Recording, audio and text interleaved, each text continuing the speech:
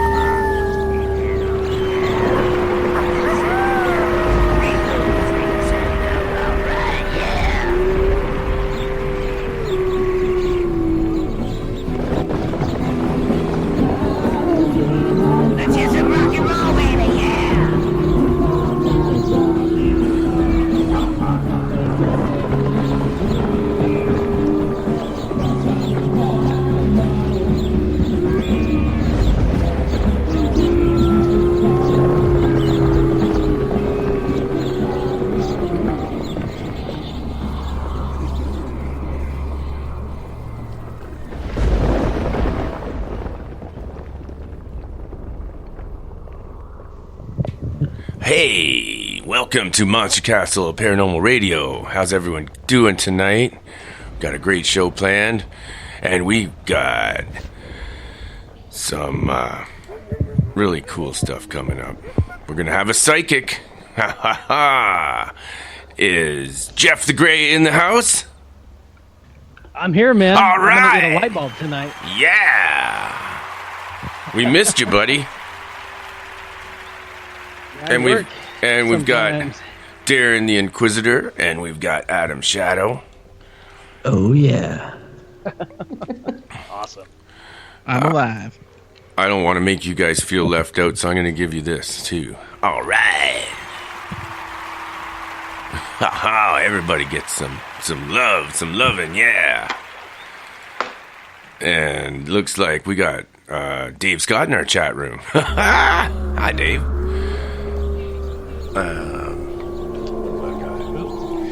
Does anybody got any news? Where's my news? Huh.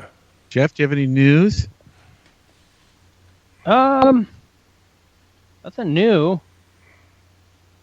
Nothing old either.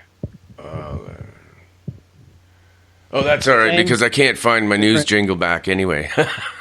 I seem to have lost Jangle it. bang. Oh, man. Mr. Jangles, what? I lost all kinds of things on here. I must have been pretty tired last night. I screwed up my whole everything. Don't know what the hell I just did last night. Hey, we've got lighting the void. The man with the largest penis in the world has come out of the closet. Uh-oh. What was he 20 doing in the inches. closet? He lives in It's a Mexico. regular donkey. It goes all the way to his kneecap, Oh. down his pant leg. It's really sad. Well, hey, midgets are like that. There's no difference. He's like a third longer than the second place person for the world record. It's not paranormal, but it's kind of Monster Castle. That's more like Monster Dick. Yeah. So that's the news of the day. Oh, that's terrible. So what about is there a female counterpart to this story? Well, it came out yesterday. I was reading it. Oh. Oh, man. Well, I at hate least when you I read can't it, find what, something. a third grade level or more? Yeah, 4th grade. Whoa. Man, that's awesome. I'm glad you're improving. Thank you. Well, you remember last year I was 3rd grade, so. Oh, there it is. There's hope for you yet. Okay. So, we got no breaking news, eh? Like when somebody... No. Just I was hanging just watching news. the Phoenix Suns and the New York Knicks game. That was pretty good. Okay, well, I gotta definitely... I'm gonna mention the chat room for the show is on Spreaker. You're best off to listen with Spreaker Podcast app. And you click on the episode. When it's playing, you'll see a bar at the bottom. Click on that bar. And then you'll see some little windows, a little cartoon window bubble. Click on that bubble and you're in the chat room of Spreaker. Or you can go to hashtag 47Talk. And that's ours on Twitter. That's our chat room on Twitter, everyone. And that's where we post stuff like... And there is actually something already posted for everybody there. And it is a video from Mystic Monse. Somewhere there. Should be. I don't see it. Ooh, we got some news in the chat room. From Light. Oh, Lighting the Pope Board. Francis orders all Freemasons expelled after Knights of Malta incident. Wow. What's that? I don't know. Interesting. We should probably get Father Guido on to talk about this. Should I get him? Yeah, we should Sure. probably find out something about it. Okay. Tell us more. Lighting. Father needs to come in and figure this out. All right, I'm here. This is Father Guido. I'll tell you what happened. These are Freemasons from Malta. They were trying to make like malts and like a milkshake in the Vatican, and they spilled it on the Pope's clothes. And he says, I don't want the malt all over my freaking stuff. You get out of here. He says, get out of here. So they got kicked out because of that. And they wanted to actually, they wanted to do something to the aliens that was an unnatural act. Father, Yes. so they were handing out condoms. Oh, that's How right. simple. That's That's right. Because they were going to try to do unnatural acts on the aliens. You got to use safe sex. I know, but that's something, we just baptize, and sometimes forcefully baptize, but not, we don't use the condoms. So we said, get out of here. And that's it. That's all I got on that one. Okay, How I about gotta circumcisions? go That's a because I gross got this condom stuck on them. Oh, I shouldn't have said that. All right, shut up. Goodbye now. Man, that guy's sick.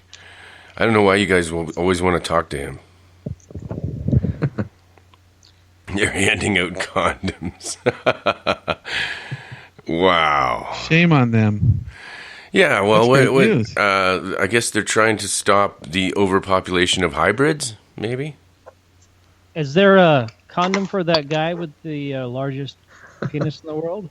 There's no way it would fit. I saw a picture. It's like a beer can all the way down to his kneecap. Hey, what did the guy with... Knee-high socks. He put socks on top of it. And then they had it scanned. Hey, what did the guy with 5 penises say when he put on a condom? Oh my God. That's right. Oh my God. He said it fits like a glove.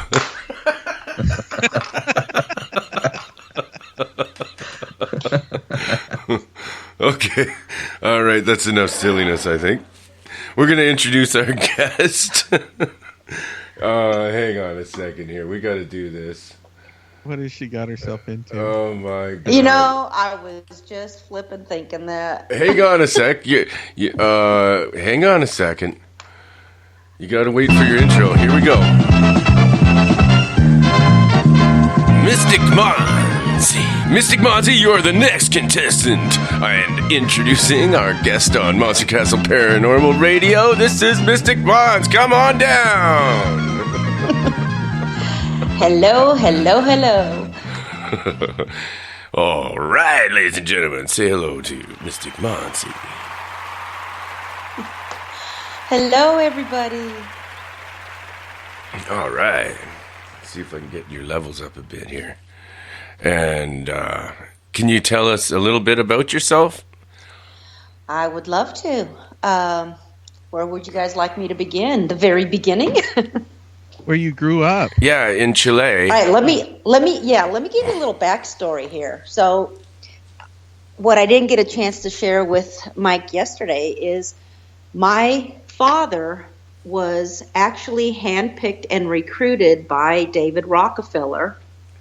This was in the 60s, early 60s, actually late 50s, to come to any university in the United States, because at that time they were trying to find the brightest minds, and that's who they would recruit for the States. So my dad happened to be one of those guys. And he ended up at Cornell and ended up getting his veterinary medicine degree at Colorado State. He had transferred out there. So I moved to the United States as a baby. 1961 is when I was born, so I was in the States at 1962 in Colorado. And after my father got his degree, we ended up going back to Chile, which is where I was born. And my family had a very large land farm.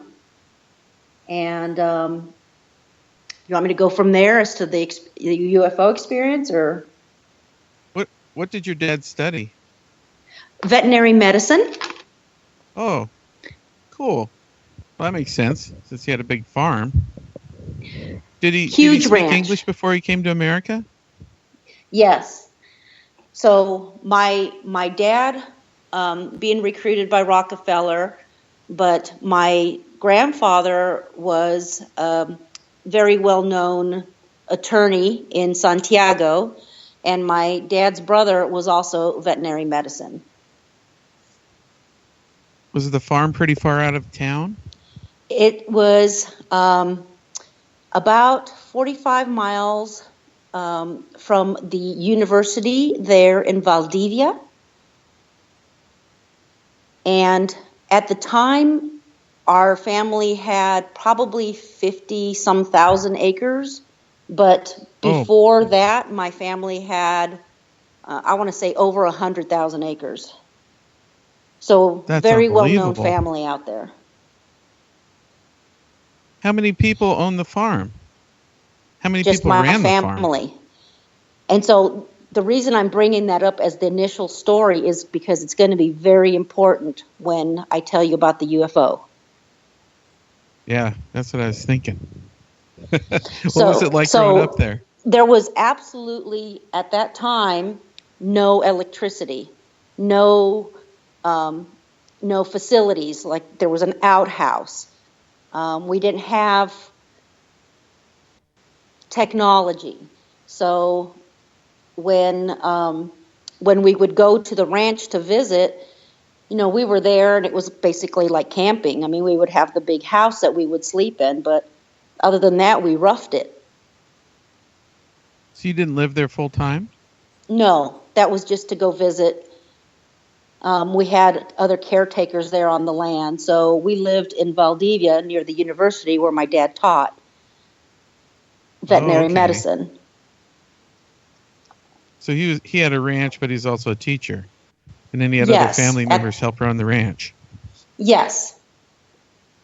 Now, was it a farm or was it a ranch? Was there more animals than? Lots of different animals. We always called it a ranch, but I guess you could call it a farm. A ranch. We basically had the cows, the sheep, the horses, the chickens, the pigs, turkey.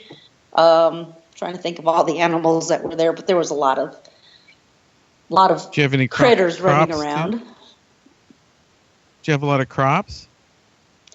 There was a huge apple orchard, and I don't really remember all the things that were there because I was so young. Do they grow tobacco down there? I think they do. Not in our area. It wasn't, it was all for themselves. It wasn't for selling to others. So whatever they grew was for themselves to make, Adam wants to know if there was any marijuana growing. No, but I can tell you about later on in my trips that I would go visit. I definitely saw some other types of plants available there. And I'll just say I drank some magic tea while I was there. But that's when I was older. A great story. Oh. All right. So you grew. What years were you at the ranch, and where did you end up? Oh, okay. So what happened was when I was a baby, I was born in 1961, and when my dad came to the States to study, obviously we brought the family with us to the States. And then when we moved back to Chile, I was probably 6 years old because I had just started I just started first grade when my dad was transferred back over there. So my experience there was between the age of 6 and 9 before we moved back to the States. So on weekends was basically the time period when we would go to the ranch. We lived in the city in Valdivia, which is where the university was, and then on weekends we would go to the ranch to go, hang out with other family that would show up. Is that ranch what we have the video of in Twitter? No, that was just me visiting Lake Titicaca in Peru a few years ago. Can you say that again? What lake? Lake Titicaca. I'm just yes, no titties and no caca. You don't have any accent whatsoever.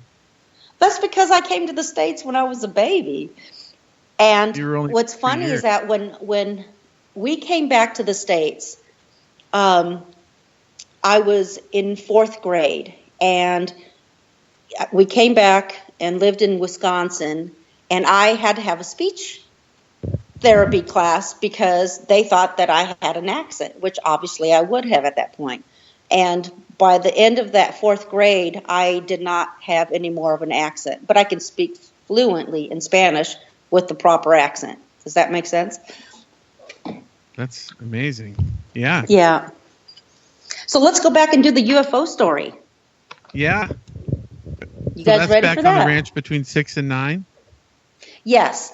So this particular weekend, what happened is that my whole family, my mom and dad, my brother and my sister, myself, my grandfather, who had traveled from Santiago, and again, he's the attorney, my uncle, who's the other doctor, and other family and other friends, whom I don't remember who all was there, but there was other people there besides my family on that particular weekend.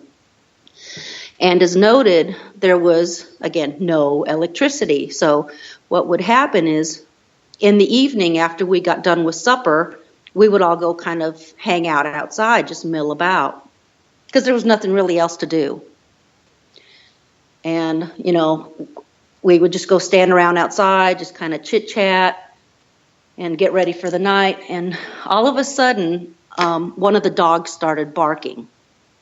And so somebody in my family said to the ranch hand to go down to the gate and and open it because it was assumed that someone was coming to visit us. And right when that was happening, there was a light over by the river, which was probably, I want to say, about an eighth of a mile or a quarter mile away. And it didn't make sense, but, in our perception, it was a car that was traveling along the river.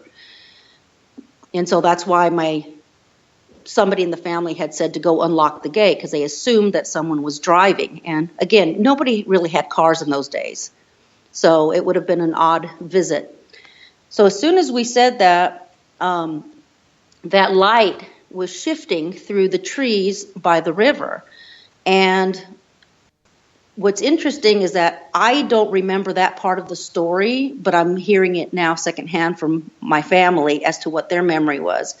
But what my recollection is I'm standing by the barn, and I see a huge light above me. Now, there's no sound at all whatsoever. I just knew that there was something very, very big up above the sky. And again, not having television, not having any kind of technology, I would have not known what that was anyway. There was no talk of UFOs. It was just, I knew something was very big above me. And it was a very bright beam of light.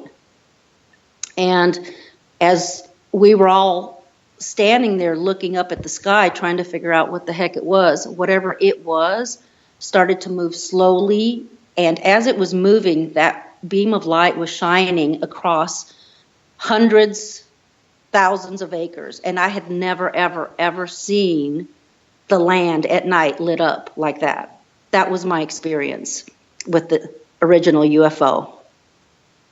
Was it round? Did it have beams come out of it?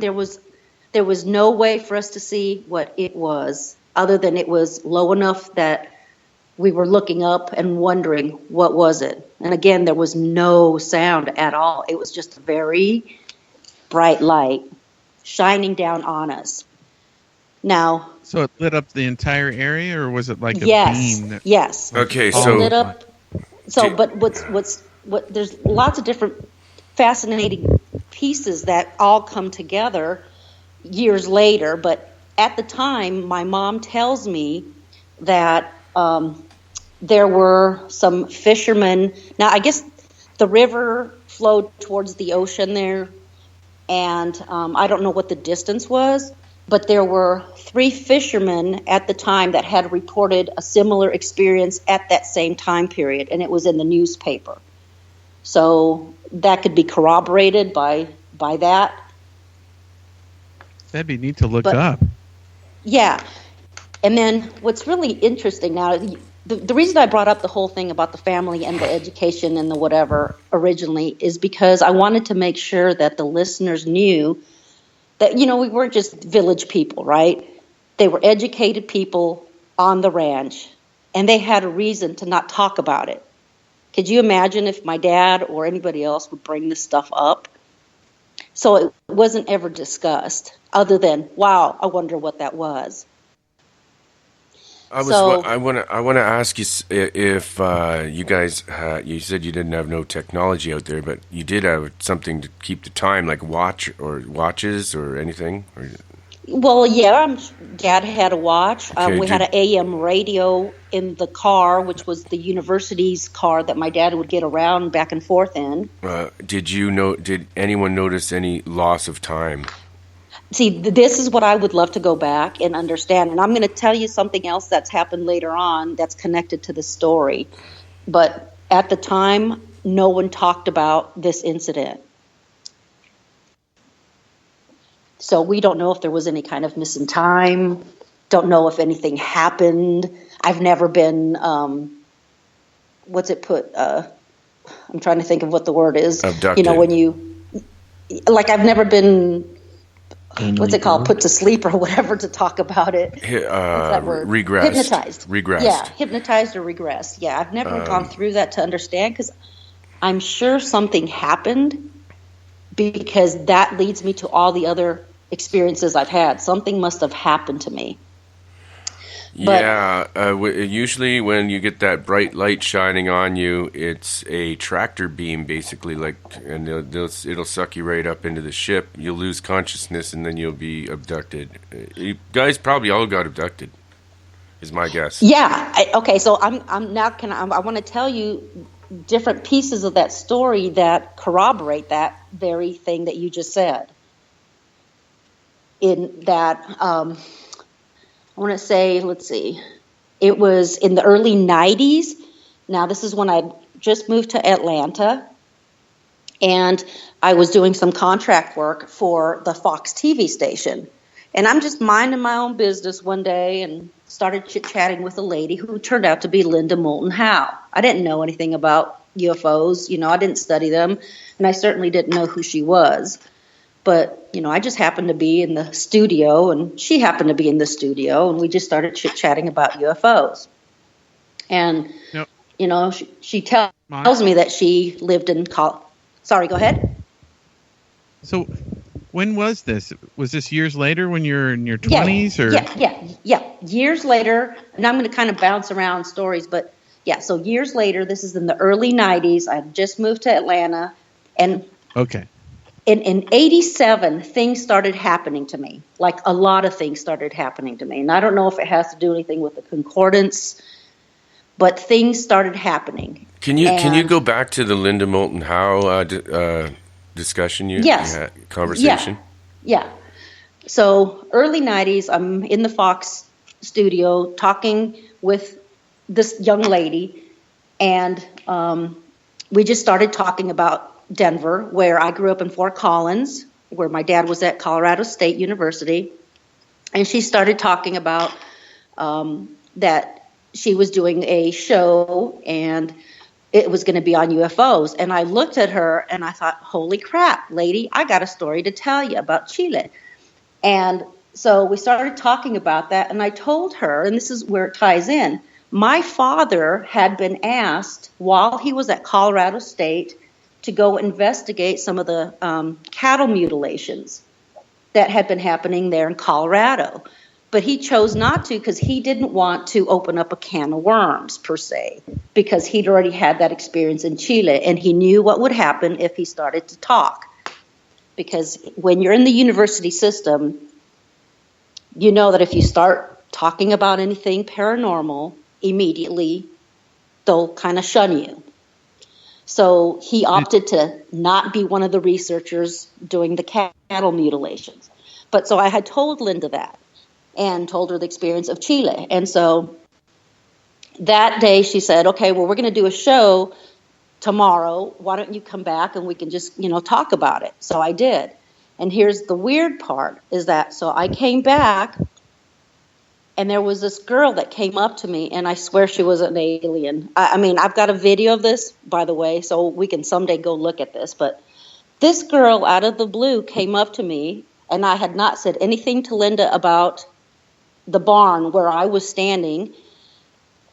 And this girl comes up and she says to me, I've had a lot of experiences with UFOs and aliens, and they are telling me for you to remember the barn. And I'm looking at her like, what the heck? How does she know anything about my experience? So I have a feeling that she was something other than, if you catch my drift. But the funny thing is that I do remember being around lots of other children when I was at the barn in Chile. Because remember I told you there was other friends and family there? But I didn't remember who it all was.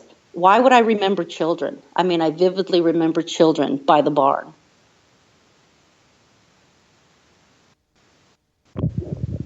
You so think? did the light come over the barn when you were at the farm? Yeah, I was standing by the barn when I was looking up at the sky. Was there any I don't know who time? Those children were. I mean, that's my human memory of it. Hello? I'm here. Hello? So did you just say that earlier that you think Linda Moulton Howe is an alien? I didn't say that she was, but the girl that was there, the girl that came up to me from this, we were taping her show, and that girl out of the blue came up to me when I was coming out of the bathroom to tell me this about I needed to remember the barn. So whoever that girl was that was in the audience I'm pretty sure of it. Now I have this videotape of this entire event. She could have been she could have been psychic.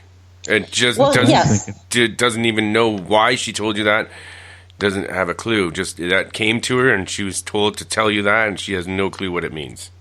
That it could be very true, although when she had come out of the bathroom, I remember thinking, oh my God, her eyes. I mean, she was human for all intents and purposes, but there was something about her eyes. And then hearing her story, she had told me that she, as a child, kept getting abducted and would go out the window from her home to go meet with these beings. Which at the time, I wasn't into any of this, so I just kind of thought, okay, whatever, and went my own way. If I had known, I would have obviously taken more time to talk with her. Have you ever talked to Linda since then? Or the other lady? I'm sorry, I didn't hear you. Did you ever meet the other lady ever again, or Linda ever again? No, and I actually had her business card. And weeks after this taping, I tried to contact her, and that phone number was disconnected. So I don't remember her name. I don't remember anything other than she had lived in Atlanta. The only thing that I have proof of is, again, that videotape that came from the Fox TV station of that event, which thankfully I have that. Yeah, exactly. Did your father ever have a cattle mutilation on his ranch there? We never saw actual mutilation, but we talked about it later on. Before my dad passed away, we talked about it because what happened was I'll tell you about the 2007 event. Right before that event, my dad had gotten really sick, and so we started talking about the Chile event. And we opened up about it as a family, and that's when we all started saying, look, something happened in Chile. Don't know what it was to this day, still don't understand it, but something happened. And shortly thereafter is when the 2007 experience happened to me. And that's when I went up to my dad and said, I don't know what it is, and I don't know what's going on, but clearly something's happened. And that's when we started talking about, the whole thing about the veterinary thing happening in Colorado with the cattle mutilations, and that he had seen plenty of cattle die, but not the actual mutilations themselves on our ranch. But we clearly he did specify he would know immediately, because that technology did not exist at the time. And he was up and up on all the technology available for veterinary medicine. So, yeah. Yeah. Monse, what did you do between 91? Well, first, how did the show with Linda go? Were you on her show? Yes, I was on the show just as a guest, and just was allowed one question. So it wasn't about anything about me. It was just me being an audience member and asking her a question. And my question to her was, why is it that some of us have these experiences? Because even at that point, I knew that something was, I guess I was being picked for something, as most of us are. And so what did you do for a living between 91 and when you had your experience in 2007? Well, I've worked several different corporate jobs. I've been in corporate for almost 20 years. At the time, I was in the media and advertising side. So I actually worked at a radio station as an account executive, and I was working at the TV station in the advertising department. And later from there, I worked in the construction and the development, and then I was a technical recruiter. So I sourced candidates from all over the world for different technical jobs. So what And then I happened left in corporate, 2007 that made to you raise get my back kids. into all this? I'm sorry? What happened in 2007? Oh, wow, 2007. It was just an amazing experience. Early morning, January 21st, 2007, taking my children to the bus right down my driveway. And it was a cool morning for an Atlanta, but not cold. I remember that, and I remember it was, just a crisp, clear night. But I'm walking down with my children who were in elementary school at the time, and as I'm walking down the driveway, I noticed this sphere of light with it looked like it was an ember inside. It was lit up inside. It was, I want to estimate the size of a basketball. And it was coming down the street of my neighborhood at a very slow, gentle, butterfly-like movement. And it was probably, I don't know how to measure distance this well, but I'm going to say it was about 15 feet off the street level because it was high enough to where it would go over the bus.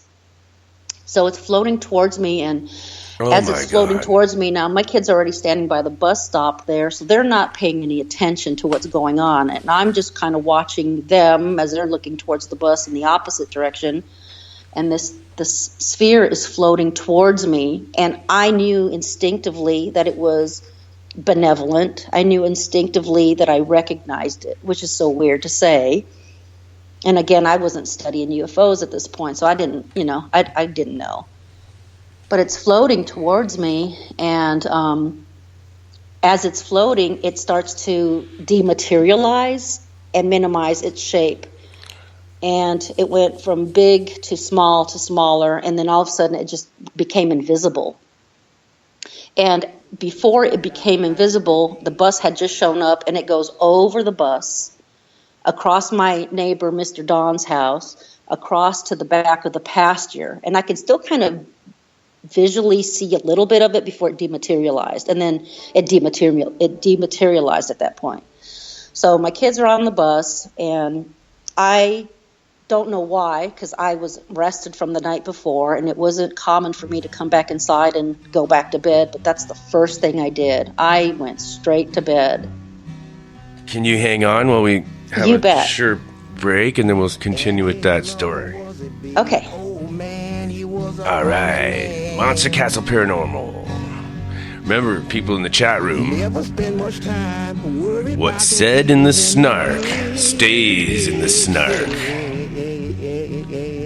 'Cause all he did know about was the cows and the chickens, the pigs and the horses and the sheep and the goats and the ducks that fly. Sat on a hillside playing his guitar, watching the whole thing come down in harmony.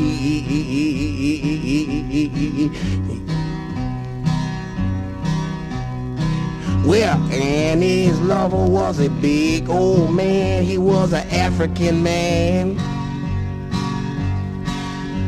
He walked around and looked and saw everything that his eyes could see. 'Cause all he did know about was the cows and the chickens, the pigs and the horses and the sheep and the goats and the trees and the water and the fields and the mountains and the blue skies and the big clouds and the ducks that fly. He sat on a hillside playing his guitar, watching the whole thing come down in harmony.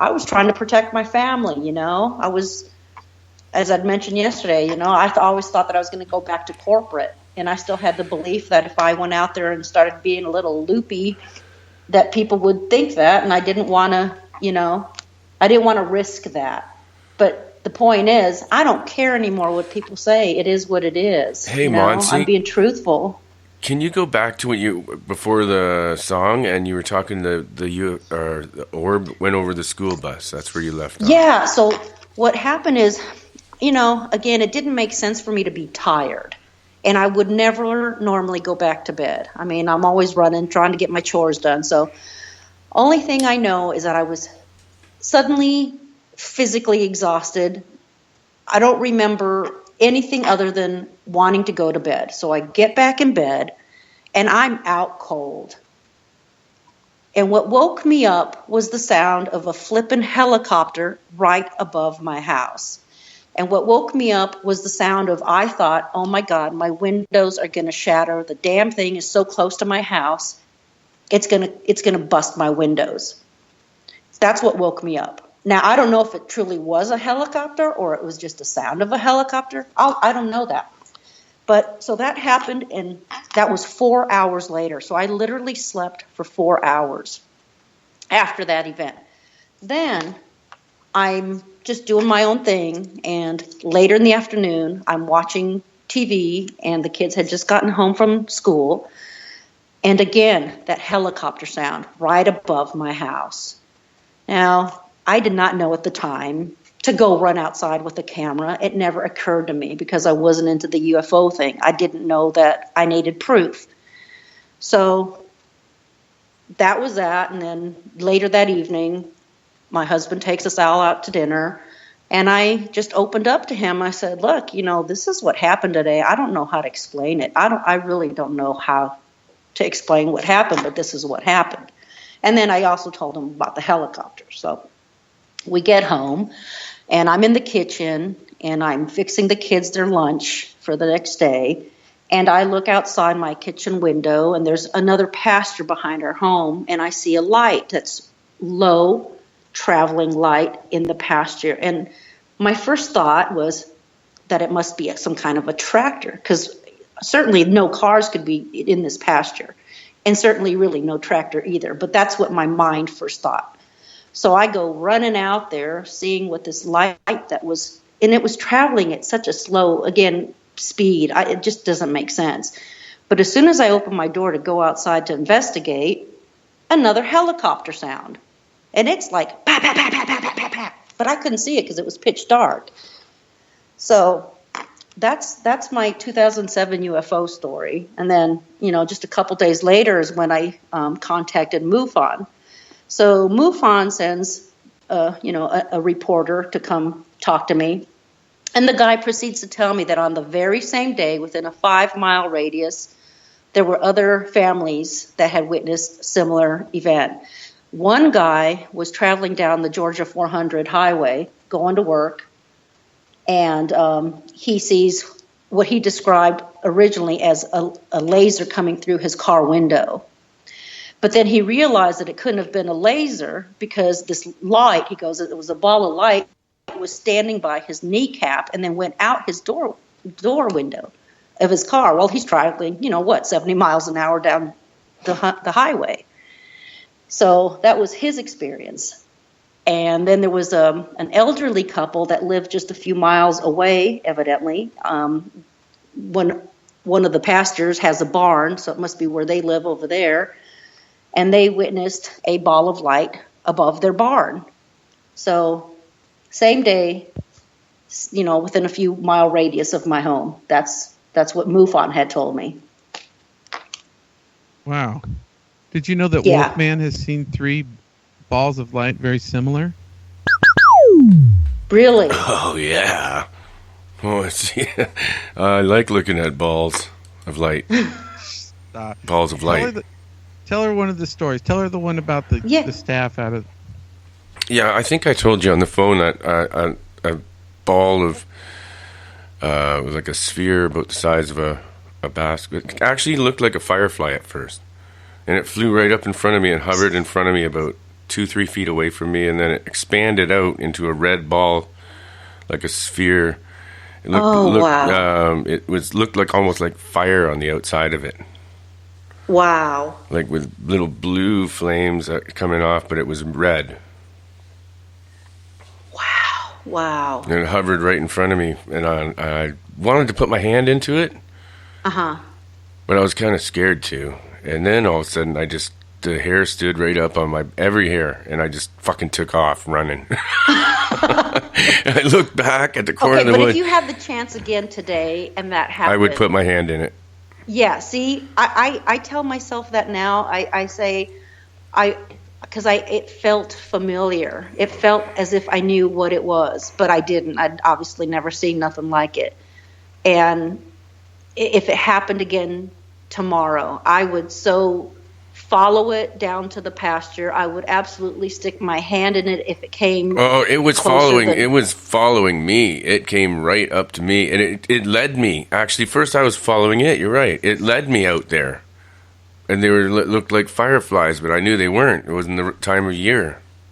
Wow. So I followed them along the cedar hedge all the way past this old cemetery at our family farm up to the corner of the woods, and then I called it out. I slammed my staff on the ground, actually. I said, "Reveal yourself, nature spirit." That's when the little firefly came right up to me. I'm just going to call it that, but I guess it was probably more like a fairy. You would call a fairy, I guess. Yeah. It's certainly some kind of a celestial being. And, yes, it was flying and floating. I don't know. When people talk about UFOs, everybody in their mind thinks that it's some kind of metallic this and that. And that's not been my experience. I mean, what I've seen is not metallic that I can tell. It's, it's that energy that surrounds it. I mean, I really don't know what to describe it as. Wolfman. Yeah. She said that it floated kind of like a butterfly. Did yours float? Well, yeah, like they a were. Butterfly? Yeah, they did. The little, but they were when they were in about the size of fruit, fireflies. So they kind of went up and down when it. Yeah, they did. Now, how about the big one you saw in your house? Oh, that was more like it went straight on just totally straight and straight ahead. Didn't move up and down in the least. It was on a path, a direct path. And now you're went talking right about through the the ones house. that look like stars at night?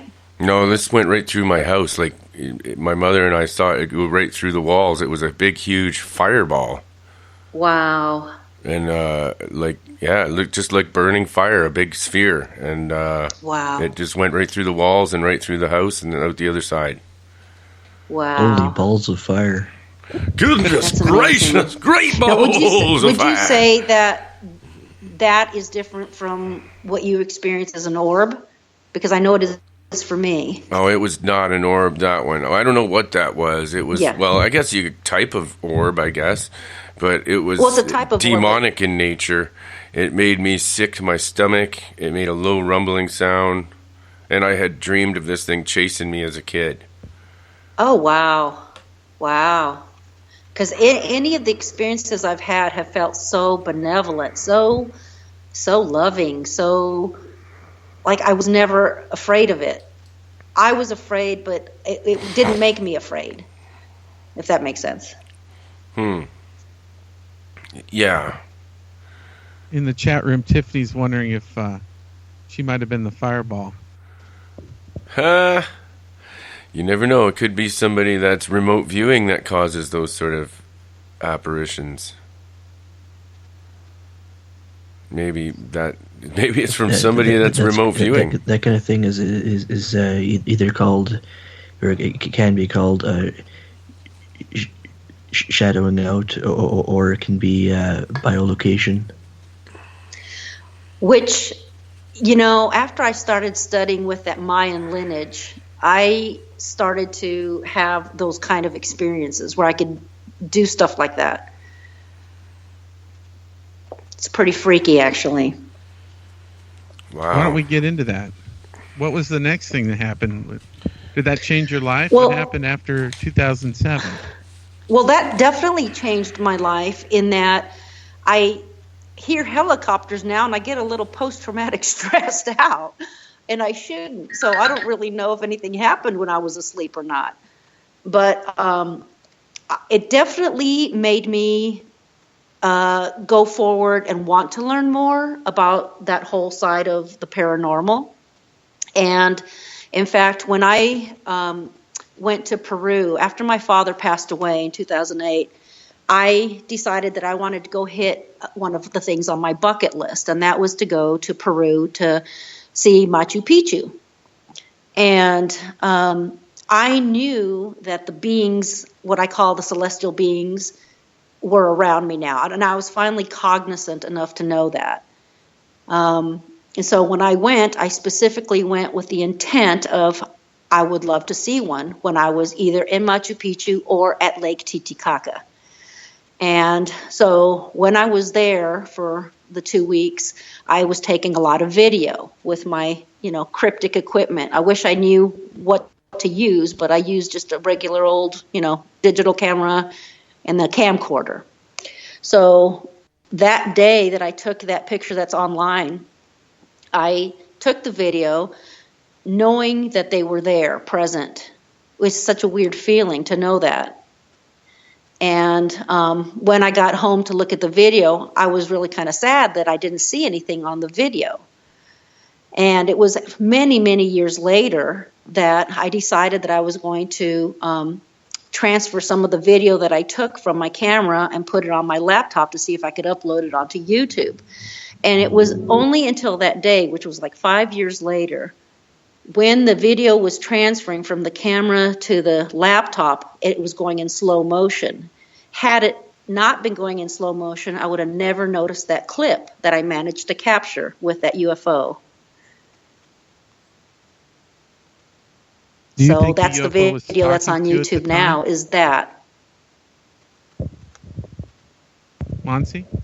Yes, Do you think the UFO was talking to you at that time? it probably was, but,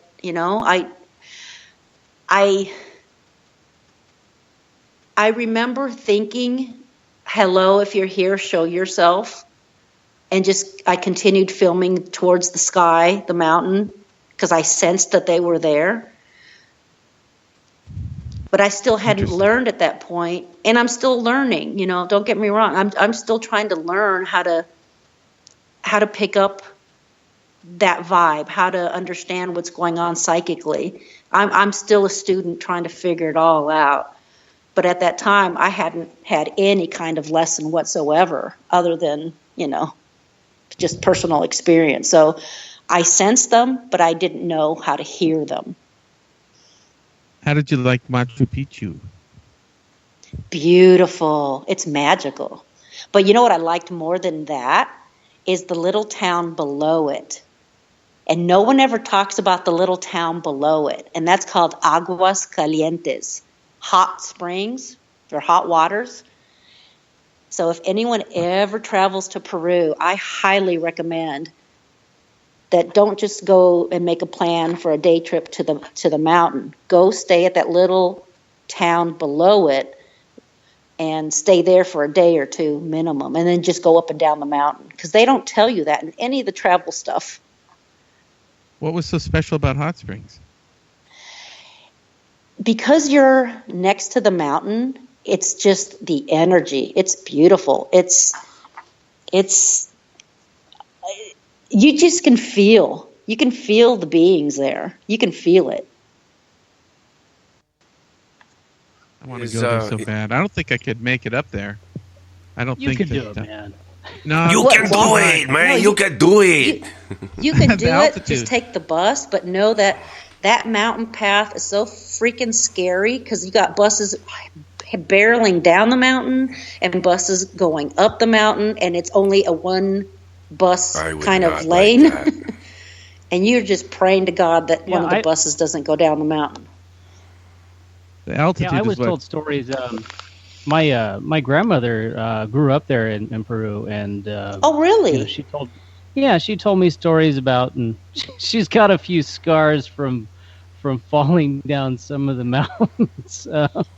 But she spent a lot of time. I guess she lived in Lima for quite a while. Uh-huh. Yeah. Wow, so that's a beautiful area. Well, you know what helps with that whole altitude, obviously, you guys know, is drinking the beautiful tea there that they have readily available for anybody who has a little mountain sickness, altitude illness. Drink the coca tea. Oh yeah, I want some. That's got actually cocaine in it. With honey. It's good. I want it. That sounds awesome. I bet it'll make you feel better. It perks you And right it's up. perfectly legal. Let me just tell you, every hotel offers you the coca leaves ready to go with hot water the minute you check in. Every place. And then you go to the little grocery store and it's right there. So definitely readily available for anybody to come and partake. It's not a big, powerful drug or anything when it's in the natural leaf form. That's no different than drinking a coffee. Correct. It would take 23 pounds of that to make 1 gram of the other stuff, which we don't. Yeah. Exactly. Yeah. Good to know. Yeah, it takes a lot of leaves to make 1 gram of that shit. Yep. Yeah, and you know why I would know that is because I decided that I was going to stop at the store and bring some leaves home. And I actually was not stopped. I was not stopped at customs, and because they said, "What do you have?" And I said, "Well, I brought some tea home." And they are like, "Okay." No. So they let me through. Isn't that weird? Yeah, that's because it's harmless in its natural state. In that form. In its natural state, it's harmless. Can you smoke? I mean, I know it's like tea leaves, but could you smoke it if you wanted to? Wouldn't taste good. Smoke it. I don't think so. No, I wouldn't you wouldn't know, get but nothing off it, and it would be brutal. It'd be worth a try, but maybe actually smooth. If I could, because I used to cure tobacco, I could try curing coca leaves and see if I can yellow them and dry them out. Then maybe. Yeah, I used to grow salvia extensively, and using it as a tea was absolutely terrible. Huh. It was so bitter you couldn't drink it. So the other option was to smoke it. So that's why I asked. How was it smoked? Oh, the old days. So, Monse, yes. Tell us about how you won the contest on Coast to Coast. Cool. Okay. Over millions of people. She was the winner. Runner-up. I was the runner-up, and what prevented me from being the actual winner, by the way, was the fact that I drew pictures and didn't state what the actual thing was. I drew a picture of what the thing was and put all the adjectives associated with what it was. But I still won the trip out there. It was a remote viewing contest then. Yeah, so what happened was and who was in charge? Wasn't it Major yes. Ed? So go back several months. What happened was I'm just given birth to my daughter, and as you guys remember, technology was still coming up, not quite as good, but I had a Walkman and I was listening to the radio.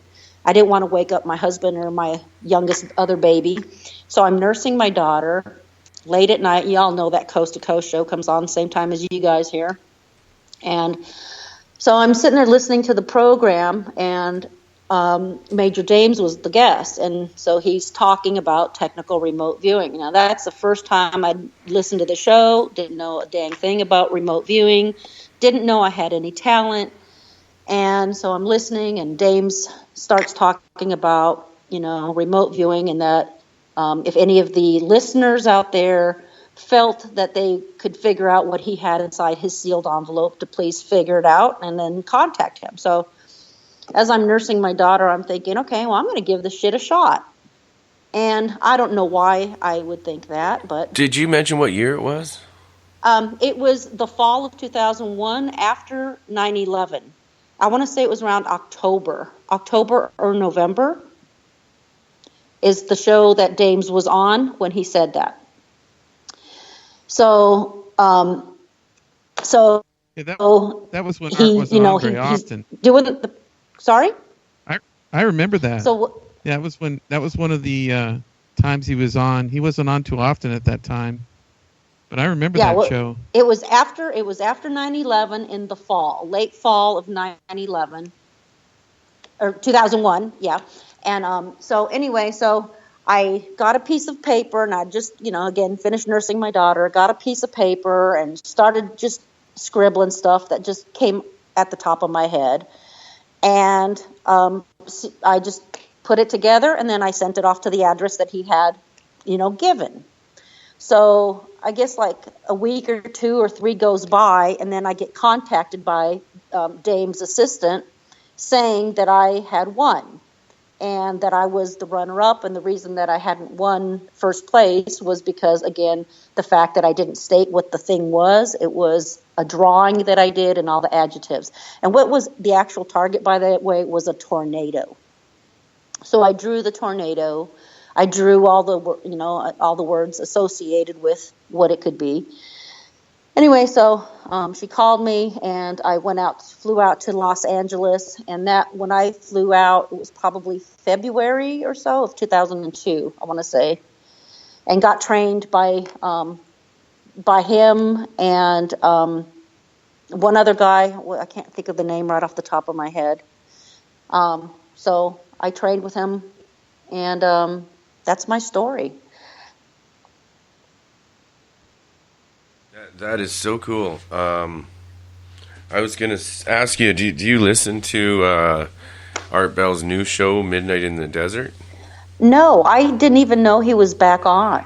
I mean, I've just been so out of it. I don't know if anybody heard it. They had a prediction show last year, and I predicted some things on the show that all came true. So I was wondering whether this year... Wow. I was wondering if she mentioned that. What'd you predict? What did you predict? I predicted that there would be a new kind of space drive invented. Somebody's going to do something this year, and Elon Musk did it. Wow. That was something... Hey, so do you guys think... Hey, Art. Do you think Elon is connected somehow to the star beings? I don't know. My prediction had to do with Richard C. Hoagland too, and something to do with space. That there was going to be a new achievement, and it did happen. Something to do with rockets and achievement. It was he landed the rocket on and no one's ever done that before. It takes off and it lands, but you don't have to eject anything. It lands. It keeps That's amazing. It keeps that all guy its components. Fascinates me. Yeah, but I actually think, and also there was also another achievement and some sort of what was that kind of new rocket engine? Drive. Yeah, that was also invented last year. I don't know how it works, but it does. Yeah, and so everything I predicted came true, and Richard C. Hoagland was the one talking about it on his show, so everything I predicted on that show came true. I don't know if she mentioned it. That's what I was wondering, because HW hates me. She hates the Wolfman. I don't know why. Yeah, Monse. So Art show was taken over by I don't think she probably didn't even mention it on the show, but if anyone knows, I'd like to know whether on the predictions show of Midnight in the Desert, did they mention Wolfman's predictions that all came true? I don't listen to any of this stuff, but I don't know. And I'm glad to hear that your predictions did come true. So that means you have a gift and you're supposed to be using it too, right? Yeah. That proves it right there. All my predictions came true for that year. That's amazing. That's great. But she won't take my calls, so I stopped listening to her show. I was really funny. I would call in and as different personalities, like say I do my father Guido Stargucci, and I call in and I say, "Hi Heather, how you doing? Today, I just wanted to tell you that hello from the Vatican, and I'd like to tell you we don't worry about the aliens because we shoot them down and we take those creatures and we are the first ones to baptize them and they will be fine Catholic citizens. Some of them that get a little out of control, you know, when I'm baptizing them, I hold them down in the water a little longer, you know. Where's the That's sound a effect? pretty damn good Guido. Nothing wrong with the forceful baptisms, you know. If it's an alien. Any forceful circumcisions? Oh, that's good I God. don't want to do that. That's the Jew's job, you know. That's the Jew from the other show, you know. He does that one. The angry Jew? Yeah, the angry Jew. He's a really mad when he does it. Okay, who on this panel is obsessed with dicks? I gotta say, who is it? That would be. It's definitely Is that not, or Adam the or Wolf Jeff? Man. He doesn't like that. Just say it. Not what I heard. What was You it know like what? going to- Dicks. Let's do a song about dicks next. Don't you dare. I don't know. I won't. I don't know why these guys started the Jamie. show like that. They got a lady What was it? here. Come Yeah, on. no kidding. And they've never done this before. And you got a lady on, and now you're acting like that. Where are you? You seen my gonna get it. wiener? All right, that's it. Somebody's going to get electrocuted, I'm telling you. What was it like I going can to the send remote viewing I can class? send electricity through the board. You will be fried. Just like that. Yeah, we've had thousands of listeners, but you know, callers, beware. If we don't like you, That we hurt will my electrocute balls. you. Oh no. Yeah. Anyways, yeah, we're gonna do. I was thinking, I don't know, Simon and Garfunkel, or what do you think? Yeah, I haven't Monse, heard your bumper music. I just do all kinds of crazy stuff like Mike Oldfield, Brian Eno, Bauhaus, old, Play me some strange. Skynyrd, man. You know I'm a big Skynyrd fan. Okay, let's do some Skynyrd. I love Skynyrd. All right. Yeehaw. Sounds good. All right. Do the Good acoustic. choice.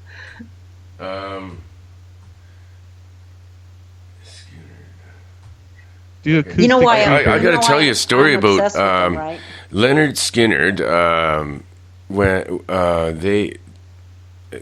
they got the name of their band from one of the teachers. Yeah. Was named Leonard Skynyrd. Yep. Yeah. I was living in Fort Collins when they came right before the plane crash, and I got to see the original Leonard Skynyrd when I was a young pup. So I became obsessed with the band,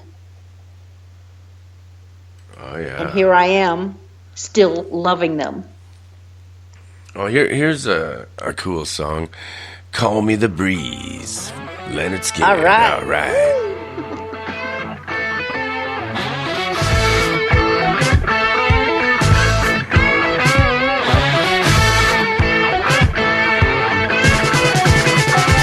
Put a smile on it.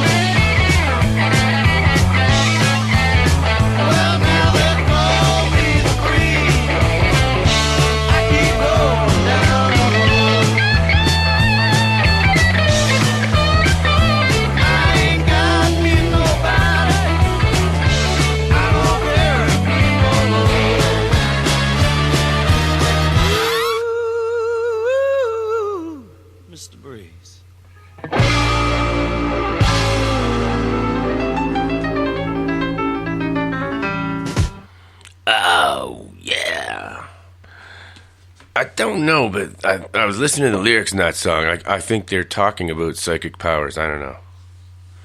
Is that what you got out of it? Yeah. I love that song. I love it. Said in there, it said something about hearing everything and always knowing everything, and they call me the breeze. I don't know. To me, it's kind of like talking about psychic powers. I'd have to see the lyrics, but I bet you. I don't know. That's what I was thinking. Huh. Excellent choice of music. Yeah. Hey, awesome. That was a good one. That was an excellent choice. I'm so That was glad to awesome hear it. And y'all sauce. can go watch that video I did. It's on my YouTube channel. It's awesome. It's close up. Excellent. Excellent. Oh yeah, everybody check out the video that she posted in #47Talk because it is cool. Actual pretty footage. It's a good video. I had to watch it through. I'll go ahead and post it again on the chat room here, so you guys can Awesome. check it out. You know, I'm really surprised that it has gotten so little views, and then, you know, it's got 3 thumbs down because people can't see it. I guess they're trying to look at it through their cell phone, and so you can't see it through a cell phone. You got to have a much bigger screen to really capture what happens. Yeah, I should put that in our website, Jeff, if you could, and leave a footnote too to make sure to do not view this on a small phone.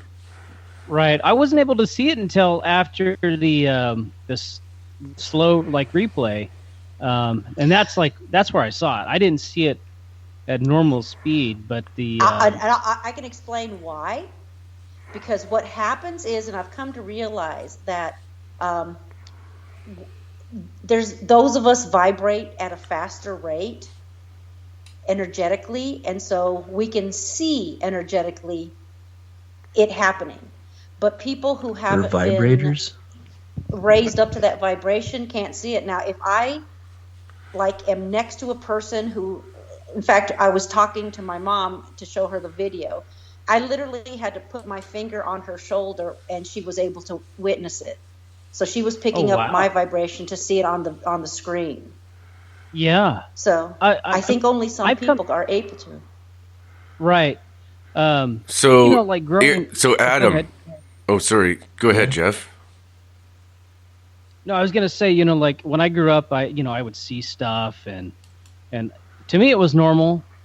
As I got older, it was kind of like an annoyance, and I kind of dismissed it, and and now it's just I just kind of accept the things that I see, and just take them for what they are, and don't really. Sorry, I laughed there. Someone in the chat room said that Tiff knows how to vibrate. Sorry, that made me giggle. I find Oh humor my in a lot God, of that's things. fun. That's terrible. Terrible. Yeah, but that's I didn't see it at first. I tried to look at the video at the 1 minute and 8 second mark, and then once So you let me see do it, this. Watch it again now that you're on with me, and I'm sending you the frequency, and go straight to that 107 mark. Okay.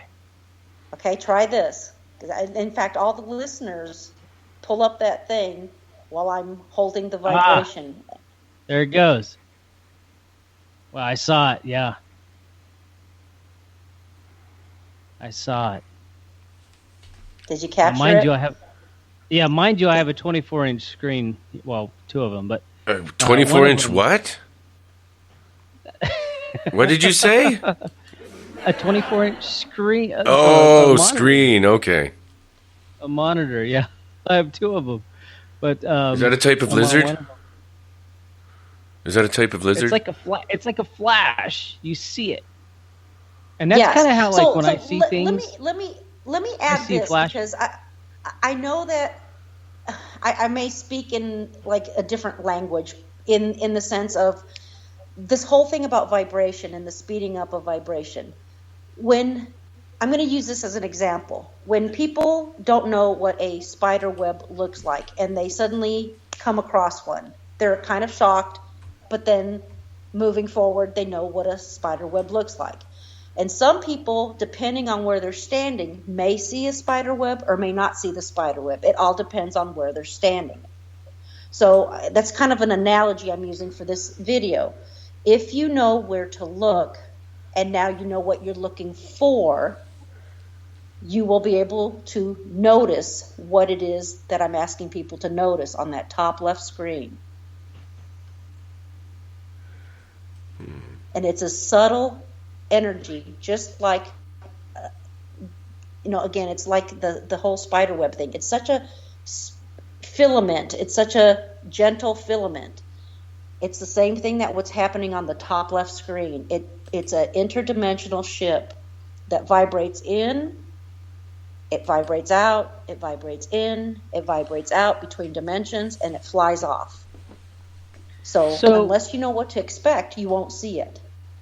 Right. So a lot of these UFOs are happening, like most of the time people see them at night. Is Correct. that something that's, with your experience, have you seen more at night than during the day? I absolutely see them all the time at night. I don't know what I have seen during daytime other than that feeling of sensing that they're there. Now, the day that I was in, I want to say it was the Bolivia side of Titicaca, and in one of those videos, I have a picture there of a UFO that was daytime. And originally when I took the picture from the boat, it looked as if it was either a bird or, a bug or something on my camera lens. And it wasn't until you can zoom into the picture that you see that's a sphere, and it's a daylight sphere. So there's a video there on YouTube, and somewhere in the middle of it, I can't even tell you what the minute mark is. I might can pull it up, but on there is a picture of that, and it's a spherical UFO in the daytime right above Lake Titicaca. Wow. This is I've kind of like a two-part, I guess, kind of question for you. Yeah. So have you remote viewed, maybe a three-part question. Have you remote viewed like a UFO, and if so, like, what do you think they are? And are they're ETs, or are they angels, or both, or what's your take Question on one, I have not taken the remote viewing to that stage, but I can tell you what I sense. And what I sense is that they are dimensional beings that are angelic, because my personal experience, my entire life has been one where I have been guided and protected. And I can only say that it's an angel, because that to me is someone who will guide and protect. Now, I've never had any harm done to me. I've always been guided out of a situation. And I've had plenty of situations where harm could have happened, but I walked away from it.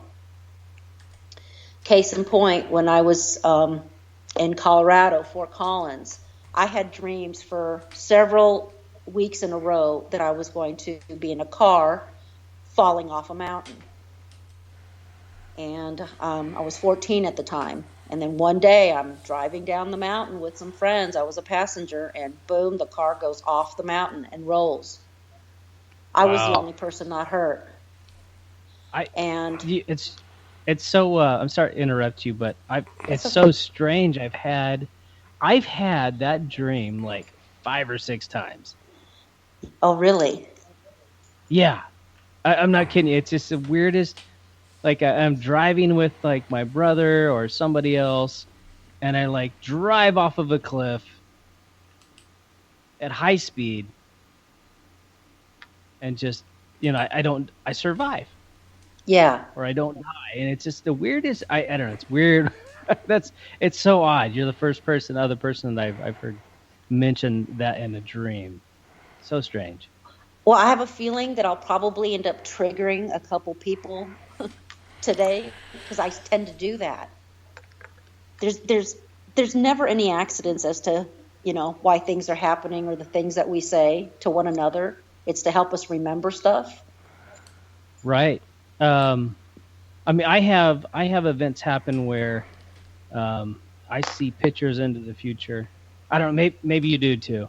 And then 5 years down the road, I'm like, wow, that is exactly what I saw happening, and it happens. Yeah. And it's just, Yeah. to me, it's I don't know what it does for me, but it's just, hey, I saw this happening 5 years ago. It's the universe confirming to you that you have a gift of knowing, and that what we've been told about how timelines work, what we've been told about how things are, is just a tiny piece of the picture, a tiny piece of the puzzle. And you're getting kind of breakthroughs in reality so that you can see for yourself based on your own experience. Right. I've I've studied courses where, in college and stuff where we look at different societies and their perception or their take on time.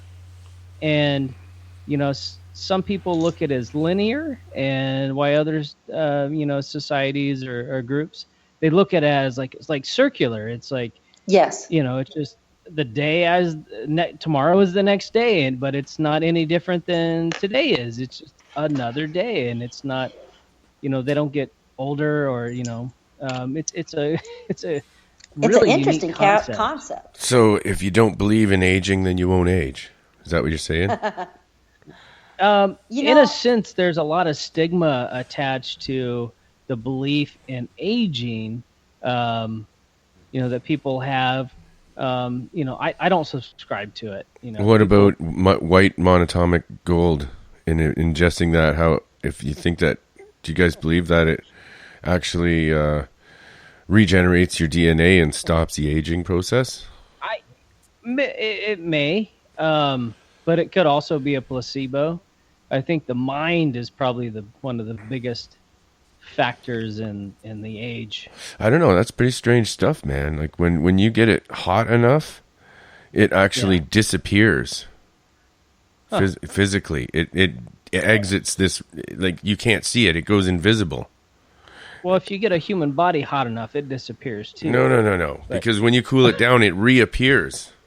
Oh, see, and that's the whole thing about dimensions that I'm so fascinated by. White monatomic gold will disappear when heated up enough, and it will reappear when cooled down.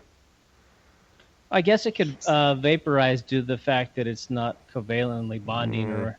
This is different. It kind of just phases out, man. It's a strange, and it also goes weightless at a certain somehow. I can't remember how you do that. You can make it go weightless too. There's been a lot of this science has never been revealed. Do you think that some of the craft are utilizing something to do with that kind of gold? That's what I'm thinking. White monatomic gold can go weightless at a certain point, so that could be what they're using to for their anti-gravity. Yeah, there's been research into the anti-gravity aspect, because once you have that, it doesn't matter how much weight you have because it's anti to the gravity. But as far as I know, gravity is not really polarized, as in there's a positive and negative. There's really just, I guess maybe a negative because everything's attracted to it.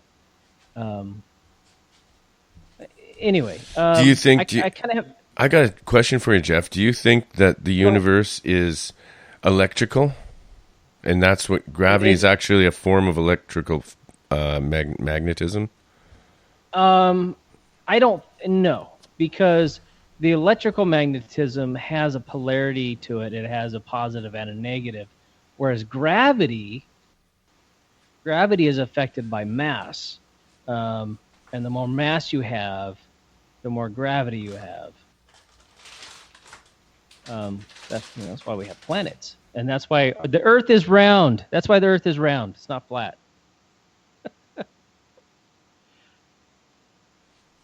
Okay. Um, hey, wait a minute. I got a joke.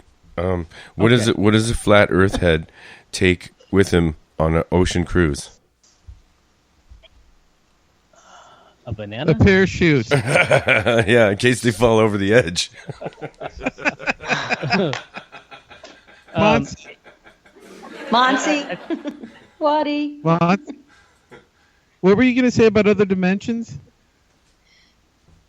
That I am fascinated by the whole concept of a multi-dimensional universe. And when I began training with the Mayan lineage, they showed me a few things that my mind could not grasp. But I picked it up energetically, and then I was able to do things that the mind just to this day still would not understand. And it's on that video where I bend rebar. You know, people can bend spoons with their mind or with energy. I was able to bend metal rebar, and I have it on one of those videos. Yeah, I saw that. It's quite. That's some crazy shit. It's crazy shit. Like they're putting it right at their neck. Yeah, and the reason for that with the bandana is so that freaking bar wouldn't stab me in the neck. It wouldn't slip off my neck and shoot me through the heart. I mean, that's metal rebar. And you guys are just smiling at each other, and then you just walk towards each other, two people with a rebar at their neck, and they bend it. Yeah. No way. Yeah. Those things are strong. I've messed with them before. You can't bend them. Yeah. No, do you have a video? You cannot bend it. You go on Mystic Monse on her YouTube. And you can get to that. Just find her profile. It's Mystic Monse on Twitter, and just go to her profile, and you'll find the YouTube link. And yeah, bending the metal rebar. MYSTIC. Monse is MONSE. He's going to post it for you. Okay. Adam, have you ever done anything like that? My friend Julio that I talked about actually used to do stuff like that, and the same sort of group. They did stuff, mind over matter stuff like that. Yeah. What about Adam, our gifted panelist? Yes. Well, when it comes down to telekinesis, I've done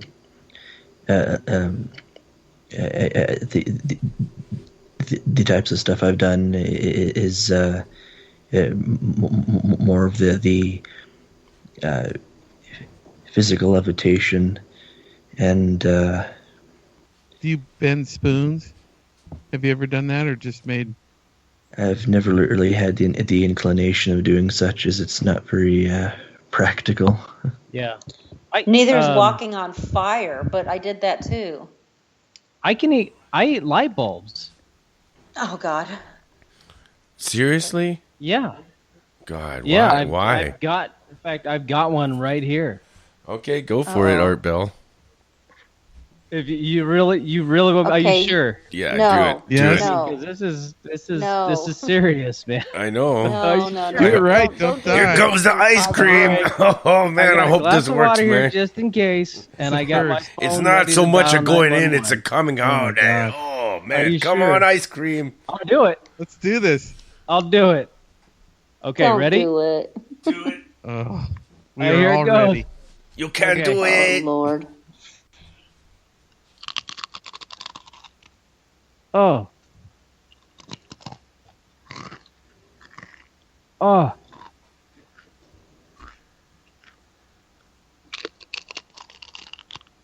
Oh.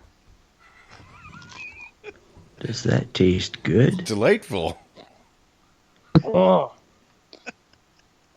Does it taste like chicken? No, reptilians taste like chicken. That's awful. My buddy Caveman and we go hunting for reptilians, and I'll tell you, we go out in the woods and cook them up, and they taste just like chicken. You wouldn't That's happen gonna to hurt what ever comes even out. ever eat an alligator when you travel down south? I do. You did? Yeah. Okay, I got Oh it. yeah. I like alligator. Oh, Tastes like chicken. I got it down. You got it down. We'll call God. 911 when you let us know. Oh, Oh, good God. Right on, Jeff. Just it's hey, you know, it's not so bad going in. It's the coming out part. yeah, Oh, boy. that's what you got to worry about. Man, Bloody you just stool.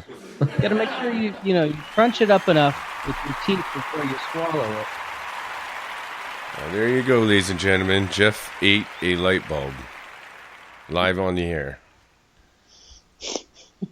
So that's Got a little bit left there. So Art Bell, kiss my ass. We did it. We did it. You chickened out. You actually did it. Well, Where's Art? What do you think of that, Art? You know what Art feels. You know, Art- I don't Art- care. Art, don't care that turn he off got your the device. But Art you Bell, know, I don't care. turn off your device, Art. I guess he doesn't care. What a guy. Man, I miss that guy. Silliness. I don't know. Where were we? What were we talking about? Dimensions. Oh, we were talking about the rebar. Dimension. Yeah, we were talking about the rebar bending. Mm-hmm. And there was something else I wanted to ask you. what have you done since 2007? What have you started your journey then into this? What else have you done besides? Oh, no, I got a started my question. Journey in. Hang I on. Say I started my journey Monse, in I got a question for you. I want to Yeah, hear go about ahead. the 911 premonition. What happened is I was pregnant for the months leading up to 9/11, and my family began to think that my hormones were getting a little wonky because I started collecting water, canned goods. I kept thinking like the shit was going to hit the fan, but I didn't know why. So it was more a feeling like something was going to happen, but I didn't know what that was because obviously I hadn't, confirmed or learned anything about my instincts or technical remote viewing until after the fact. But that was it. I was just collecting canned goods and water because I felt like something was about to happen, but I didn't know what that was.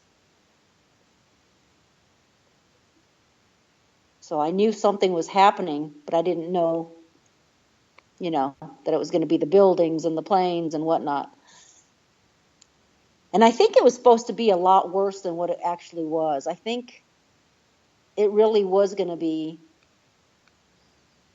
a much more damaging all the way around situation. That was the original intent, by the way. That's what I gathered after the fact. It wasn't just New York or Pennsylvania with that plane. It was supposed to be nationwide event. They were going to take the Capitol down. It was going to be a whole bunch of stuff, and before that even happened, when they were building Denver International? Yeah. You mean It took them, DIA. the satanic, whatever. Yeah. I mean, there's so airport. much shit going on underneath, but before that, they were preparing. They were preparing with all the underground tunnels going on for the shit to hit the fan. And so, Right. like, they were moving a lot of the government stuff from D.C. to DIA.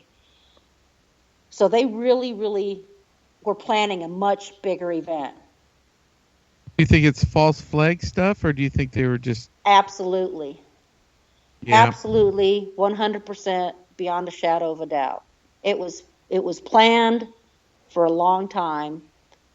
They were doing dry runs earlier, months before that, and that's why I was picking up on that stuff, and that's why I was collecting all the food and the water and the whatever, because I was sensing something bigger was about to happen. What do you think Yeah. of the bushes? I'm sorry, what? Do you think George Bush Senior and Hey, Junior wait a are minute. part of the? Absolutely. Wait a minute. You were talking about dicks before. Now you're talking about bushes. Come on, Well, that could be Darren. Richard. You dirty dog. Tell me what you think about bushes. You know, Pete at the Bushes. time, I had complete respect. At the time, I, voted for them. At the time, was totally with it. In retrospect, I see how freaking evil and aligned with evil that entire government was and still is. What about the Clintons? Absolute freaking involved. Yeah. And Mr. Trump? I don't get that from him. I don't get that from him at all. In fact, I feel so much more aligned, enlightened from him. And that's why I was very much wanting him to be elected. I just felt like it was a good versus evil. And even though a lot of people perceive him as the latter, I don't. I have a good gut feeling about him. Good. You're the one. Yeah. I like to hear that. Yeah. I I'm actually hopeful. have a good feeling about him too. I do. So do I. So granted, do So I. I'm, I I'm, don't know I'm why. hoping that we're, no. I'm actually, I hope that we're all aligned with that. although what I'm feeling, if I have to predict anything this year, is that somebody is going to try to take him out. I'm afraid. I'm afraid to say that. With you there. I felt that too, and I don't know if you saw that last tweet before the actual inauguration. I was sending prayers out and asking light workers to surround him in light and protection. I keep doing And that if- too. I'm sending my protection onto him Yep. too. I'm worried about him, just like John F. Kennedy. Yep. But I think we'll be able to, if everybody does their part energetically, it's going to be okay.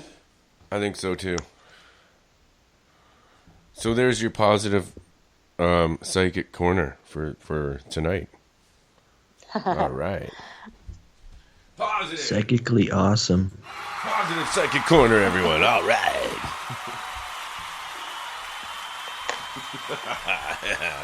I like that. It's a new part of the show. Hey, positive psychic corner. All right. I think we're probably due for some music here. Hey, are we going to take more Freebird. requests? Sure, I'll take her. Definitely, I will take requests. I'm looking for one right now.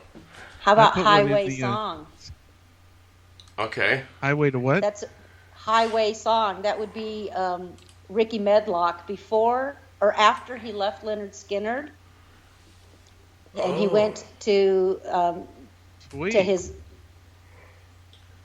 I don't think I've heard that before. Seriously? I added a Skinnerd song. You know, to the the chat. Highway Song, right? Freebird. there's two popular Yeah. songs on that one album. It's Train, and then Highway Song. Oh, that's Do the Highway Song Blackfoot. one. Is that Blackfoot? Yeah, Blackfoot. All right, Oh, yeah. I know that After song. he left Skinner. All right, I'll play that. I used to play those records backwards. Yeah, Here we go. that's it. Highway Song. This is Blackfoot, everyone. Rock and roll with the Wolfman. Monster Castle Paranormal Radio. This is where all the freaks hang out, baby. The real freaks.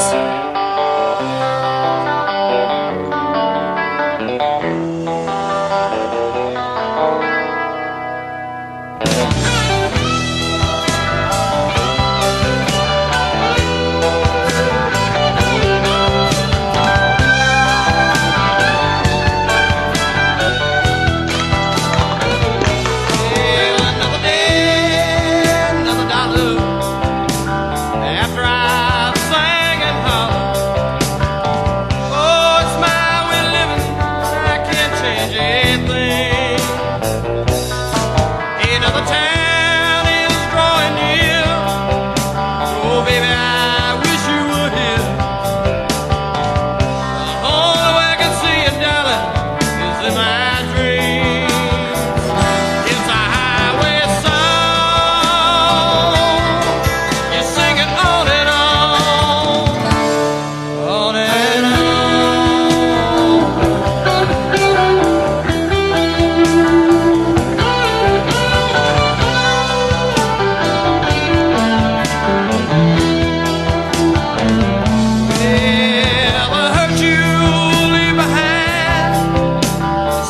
that's on your mind. Oh, and last night's show took its toll on me. Well, the city lights fly by me, so I lay my body in my bed. Oh, and dreams of you dance through my head. It's a highway song, and sing it on and on, on and on. Highway song is as lonely as the road I'm on.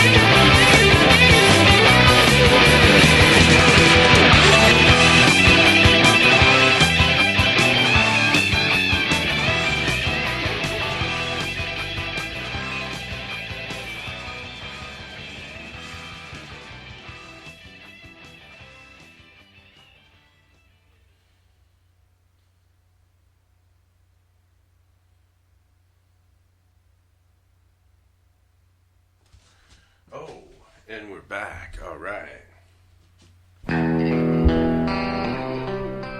We are back. I can't hear myself. Oh, there we are. Yeah, good. That's a good song. Wow, that was an amazing song. I loved it, man. Awesome. That was the Outlaws right there. I was actually so spellbound by it that I almost forgot to go back on the air. I was like, wow, what's next? You started the Outlaws. That's a great song. It's really long, though. Wasn't that what that was? Yeah, I'm not sure. I'll tell you. Yeah, Outlaws, yep. Yeah. Good guess, man. You're good. Green Grass and High Tides. About that. Green Grass and High Tides. What, you want me to play that one next? I'll leave it queued up. No, but that's what that last song reminded me of. Oh. As I was commenting in the Skype chat there. That's weird. I thought you did that because of me. Was that just coming up next? That was actually a total synchronicity. It was coming up next. Yeah. What? Yeah. Hey, check the Skype out. I just talked about that. That song? You got to be kidding me. Okay, well, that's total synchronicity, dude. Green Grass and High Tides. It came up on the playlist next. I didn't do it. That's why I was kind of saying. I never even looked at what you posted. I didn't see that. That is really weird. That shit happens to me all the time. That's cool. It happened on the air. I love that. Huh. Me too. You're awesome, Wolfman. That is so cool, man. Yeah, by the way, the first song I played, I didn't let you guys know, that was Taj Mahal, right off the vinyl. From, which album is that from? Wow. Oh, I seem to have misplaced it. Here it is. Oh, yeah, Giant Step. Taj Mahal, Giant Step. Cool album. And I put it on because he's talking about the cows and the chickens and like being on a ranch. Because you were talking about you grew up on a ranch. That's why I put that one on. Yeah.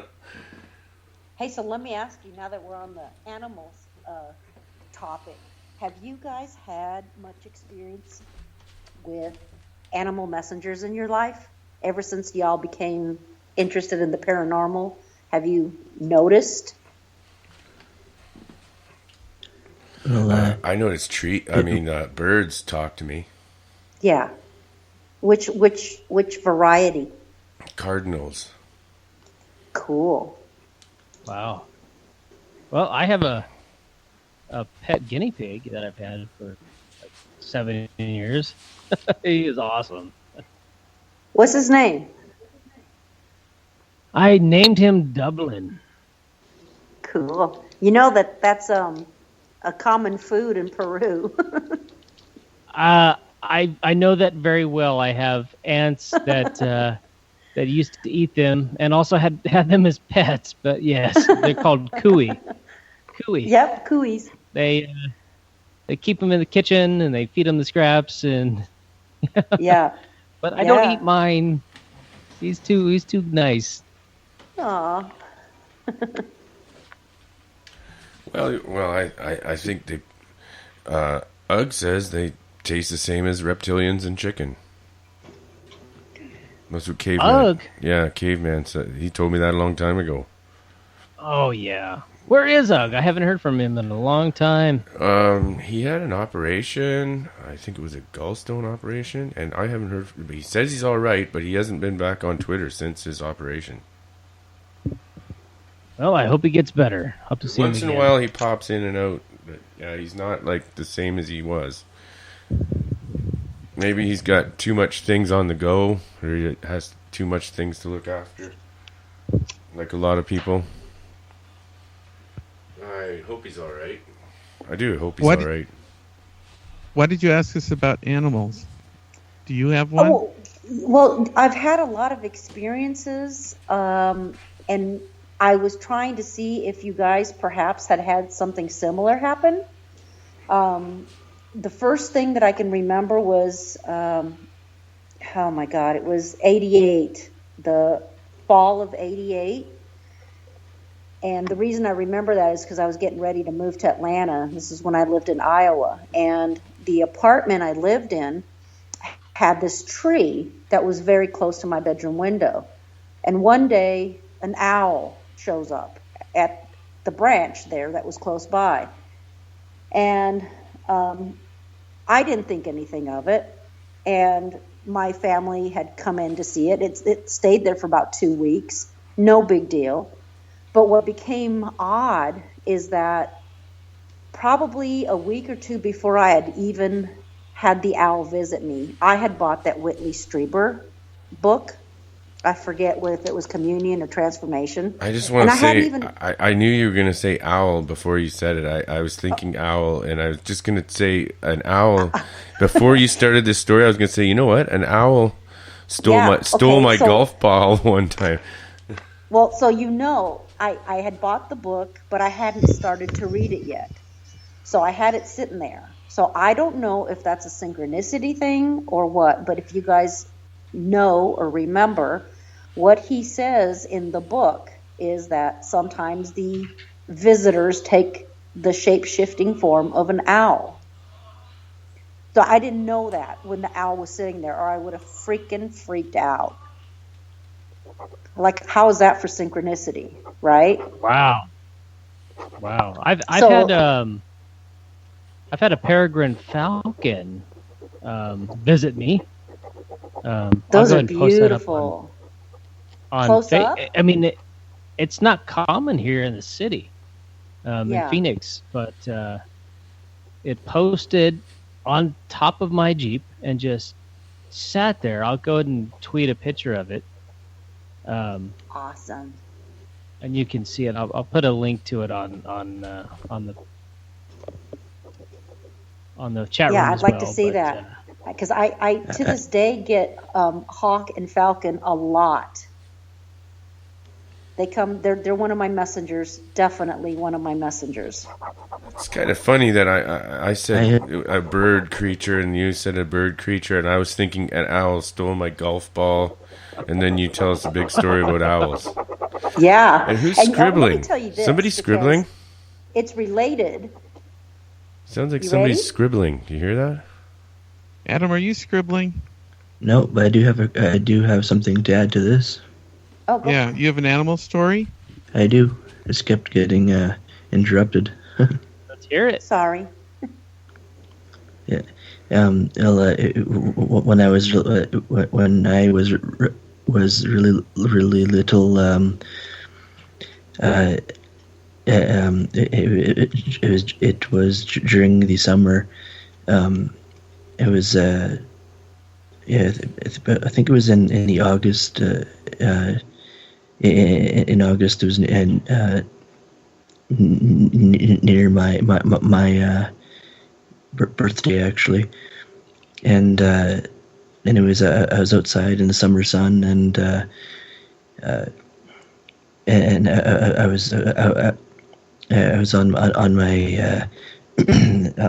my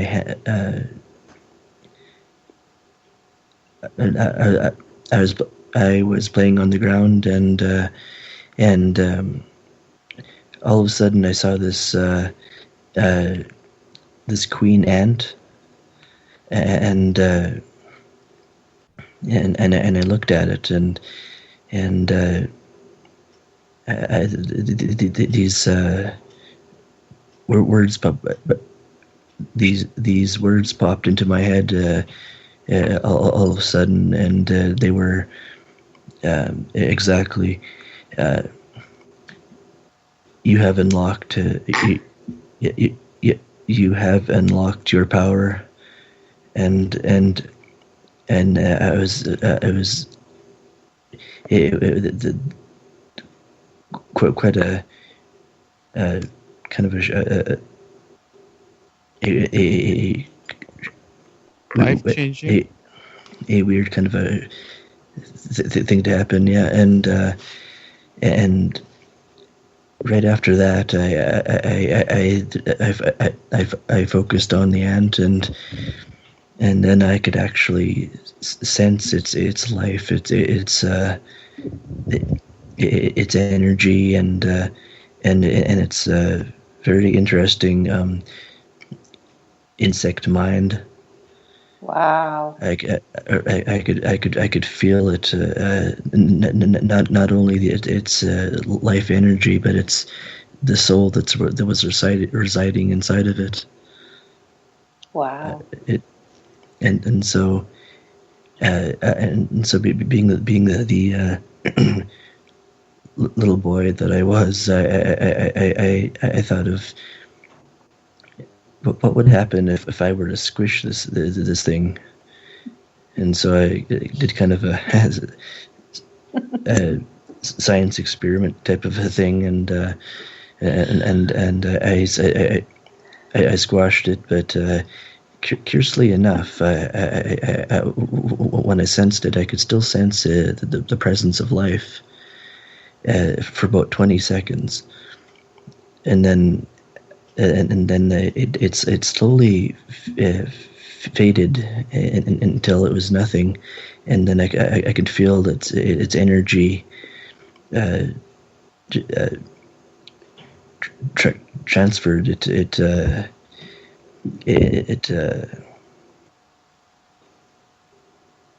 kind of went away,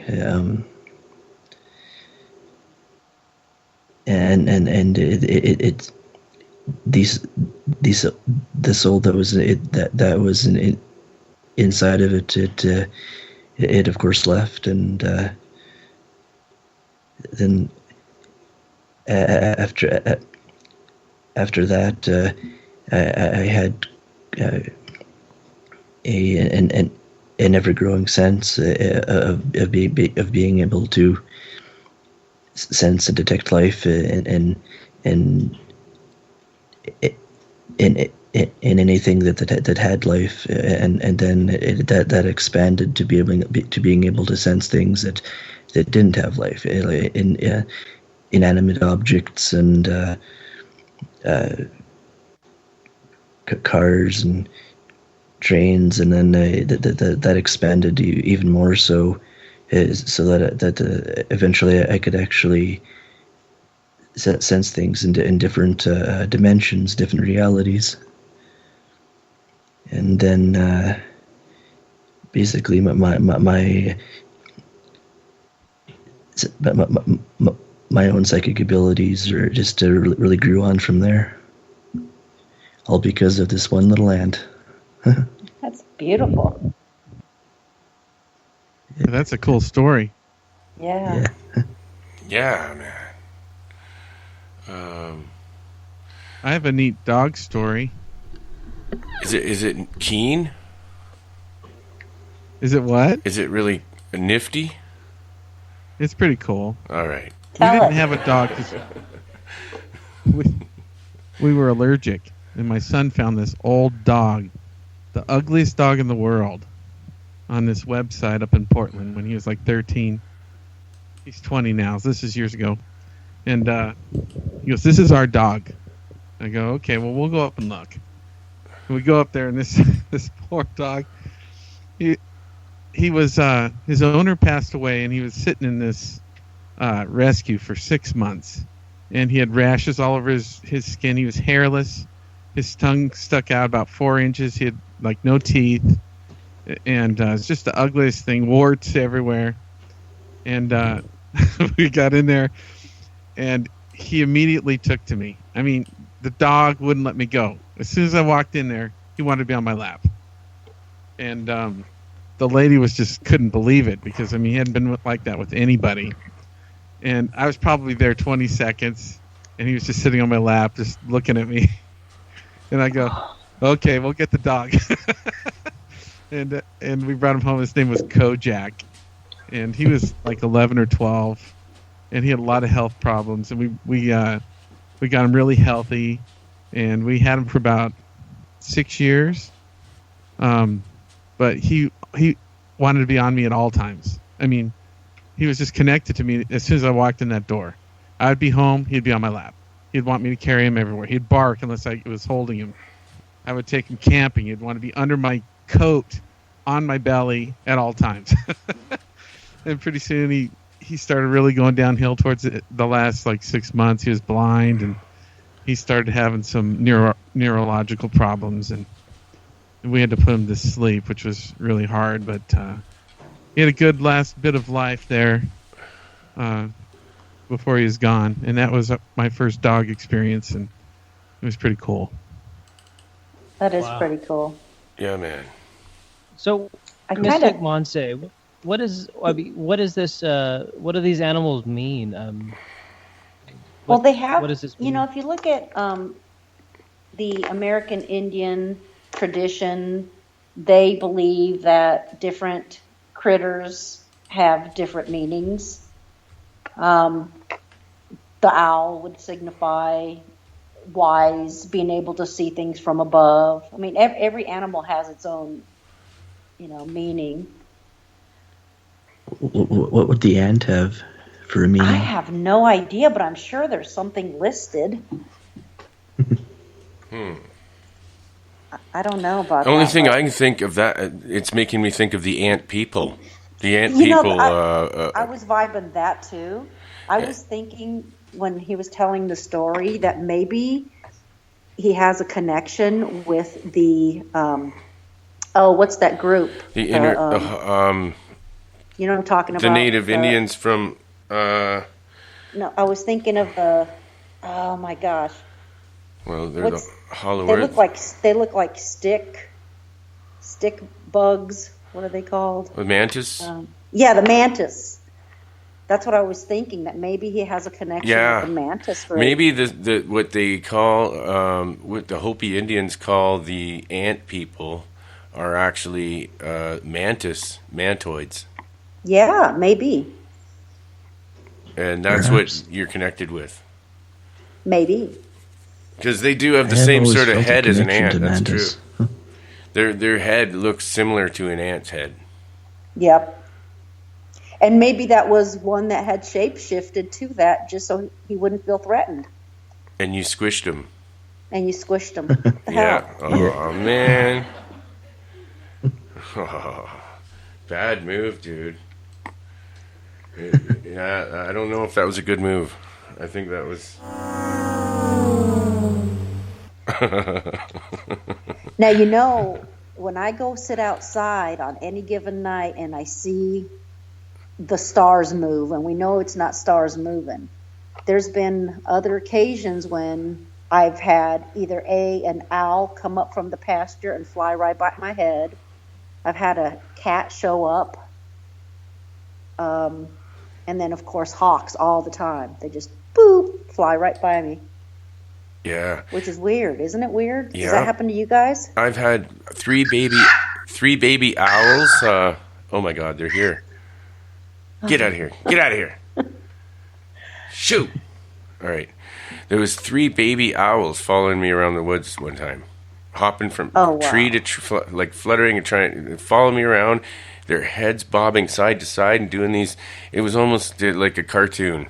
The way that they would just land side by side, all 3 baby owls, and their heads bobbing in unison, almost like in the beat of a song. One going this way, the other one going the opposite way, the middle one's head going up and down, straight up and down. Symmetrically. Wow. So they were working as a group, making this kind of signaling motion to me with their head bobbing. Wow. And they were so cute, these 3 baby owls following me around in the woods. I wish you had that on tape. Yeah, I just thought it was so natural at the time. I didn't even really think. I was giggling and laughing. I can't believe look at these owls, man. Holy shit. But I never thought of taking a video of it, and I never did. When you see those things, you just don't think of it at the time, how strange it is. Yeah. You know that turkey sound you just did? Just gave me a little post-traumatic stress. Oh, no. There was a turkey on the ranch. It used to chase me when I was a kid. Oh, my God. Oh, sorry. Good job, Jeff. Sorry. Wolfman, what happened to the owls? They just followed me around that one day, and until it got dark. I stayed in the woods by the mill pond in Milton, Ontario, which is a public area around this pond, and it's pretty private in the back. As a matter of fact, a couple times I camped out there and put a tent. It's pretty neat. But and I used to make fires and cook back there on an open wood fire and go fishing. It's a great area. But I spent the day there, and the owls followed me everywhere. That's cool. I never saw them again. They never saw those owls again. I went back the next day to look for them, and I never saw those owls ever again. So I don't know what they were. Wow. Synchronicity. I once had or one time when I went camping, I fell asleep on the bench, and when I woke up, I found a squirrel looking her head up at me on my chest. Wow. It's kind of a weird awakening. Jeff, Hey, you I rescued a just dove? looked up the ant thing. You want to know what it means? Yeah. Yeah. According to the animal medicine totem, it says ant is related to patience. So if that has any meaning or significance for you. I know it does for about me. patience. Every time Adam talks, I have to have a lot of patience, or I interrupt him. There you have it. I'm kidding. I love it. I like it when. No. Yeah, I'm a dick. Everyone has to drink when the Wolfman interrupts one of the speakers. All right. Cheers. I'll toast to that. I'm already drunk. You're all going to get drunk.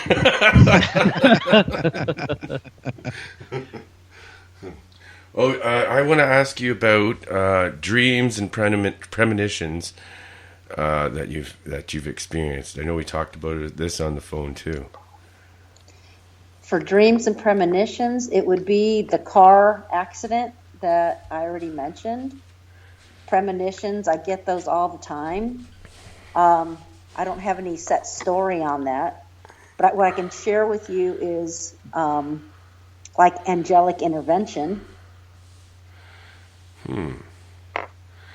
Have you ever experienced any demonic intervention that you've had to battle? One time only, and I was asleep when I felt as if something was on my chest. And I remember thinking before I opened my eyes, get the F off of me, you mother effer. And I called in Jesus, and I asked my guides to protect me, and never, ever again did I ever have anything. But that one time, something tried to sit on my chest. Wow. Yeah. Have you ever had contact with any loved ones from the other side? Yes. And I have had just a lot of different angelic intervention. And when I mean angelic, it can be angelic and it could be familial. So it's whoever it is has been protecting me. Case in point, I was at home with my Doberman at the time, and by the way, at that time, I was also nationally ranked in martial arts. So I was never afraid. Yeah, I was never afraid of anyone breaking into my home. And for whatever reason, I had been out water skiing all day that day, so I came home and didn't have plans to go out that evening, which normally I would have been out and about. But I was sitting in the house just hanging out when I had the distinct feeling that I had to get the hell out of the house. And that feeling wouldn't go away. So I got my Doberman and we got onto my Jeep, drove off, went and got videos, and came back really less than 15 minutes later. And in that 15 minutes, someone had broken into my home, stolen all my jewelry, stolen a TV. It was horrible. So that guidance was telling me to get the hell out of the house, that something was about to go down. So, yeah, I was protected that day. I mean, whoever was there to rob my home was there to cause me harm. If anyone Probably had a weapon. If anyone wants to call in, we're going to open up the lines. Anyone wants to ask a question, if that's all right, with Mystic Monse? Absolutely. All right. The number is 775-990-8447. I do have one call coming in, but I can't add it. It's Kurt. I don't know what's going on with He wants to read the Bible quote that's been floating around in the chat box. Yeah, not yet. It's Wolfman. Ophidian says it's Wolfman Jack's birthday today. All right. Happy birthday to Wolfman Jack. Can you dig it? I dig it. Everyone dig it. You want a birthday song? Yeah, baby. Birthday song for Wolfman Jack. Maybe clap for the Wolfman. He gonna sing it till the day he dies.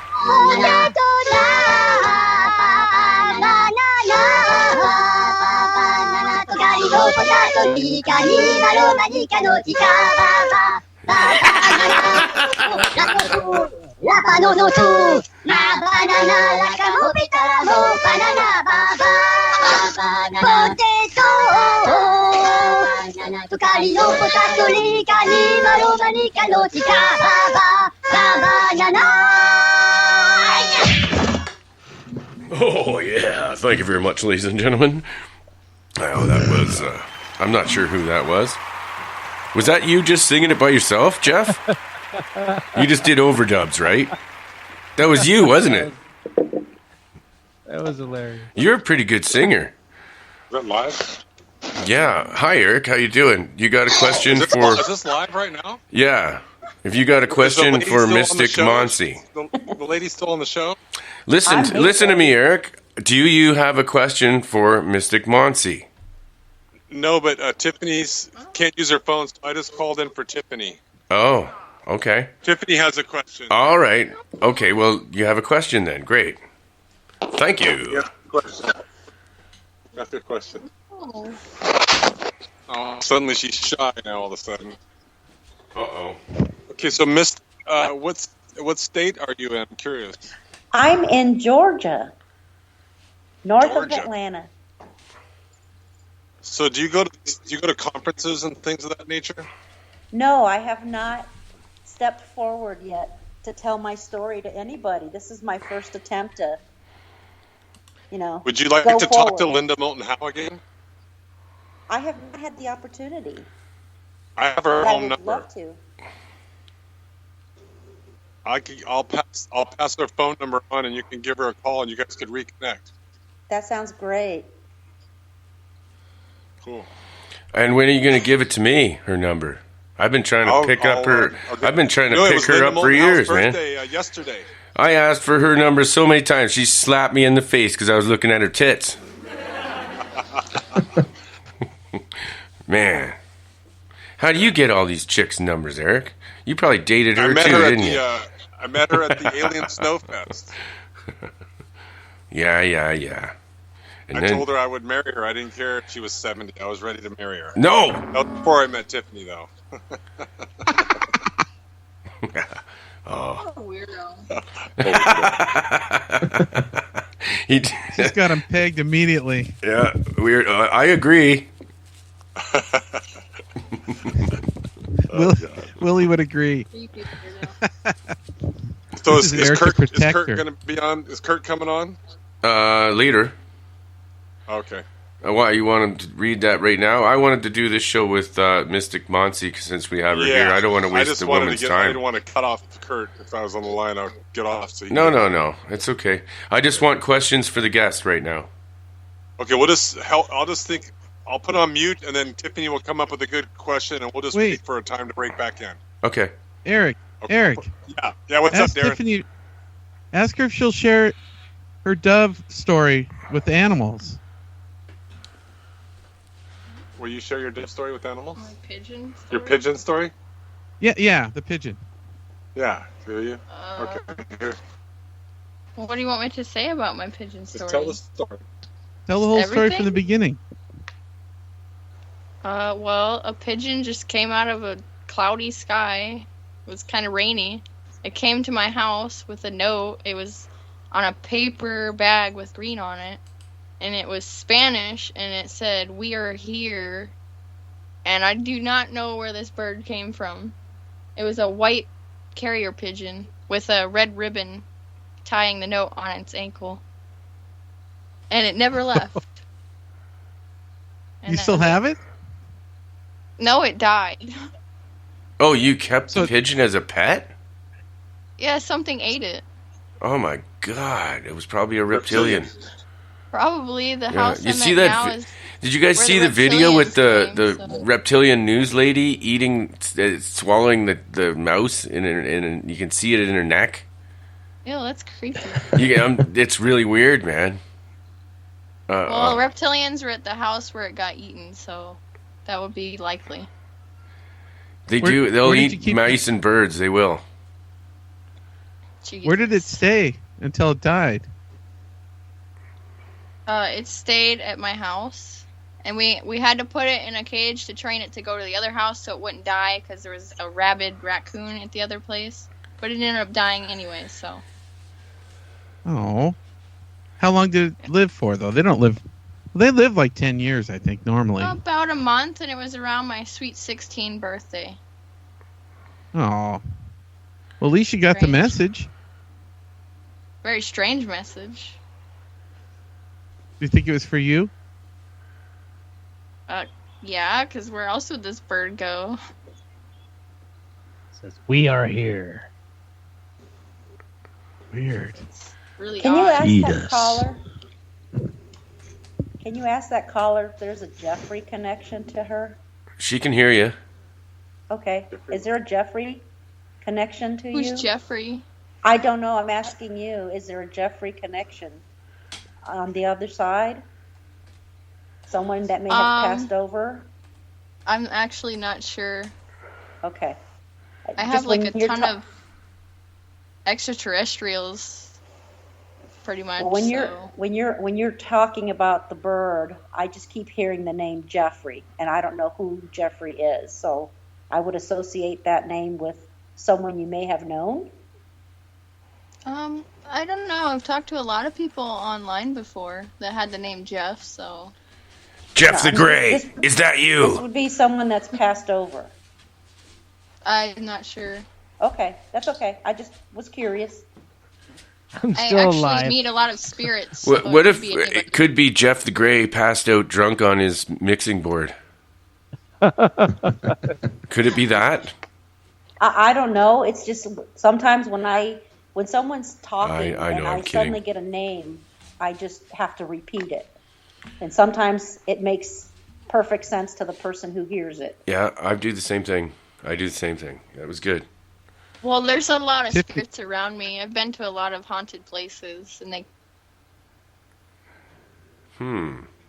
Actually, yeah. kind of like to follow me, so it could be any of them. Well, this would be someone who wants to be heard.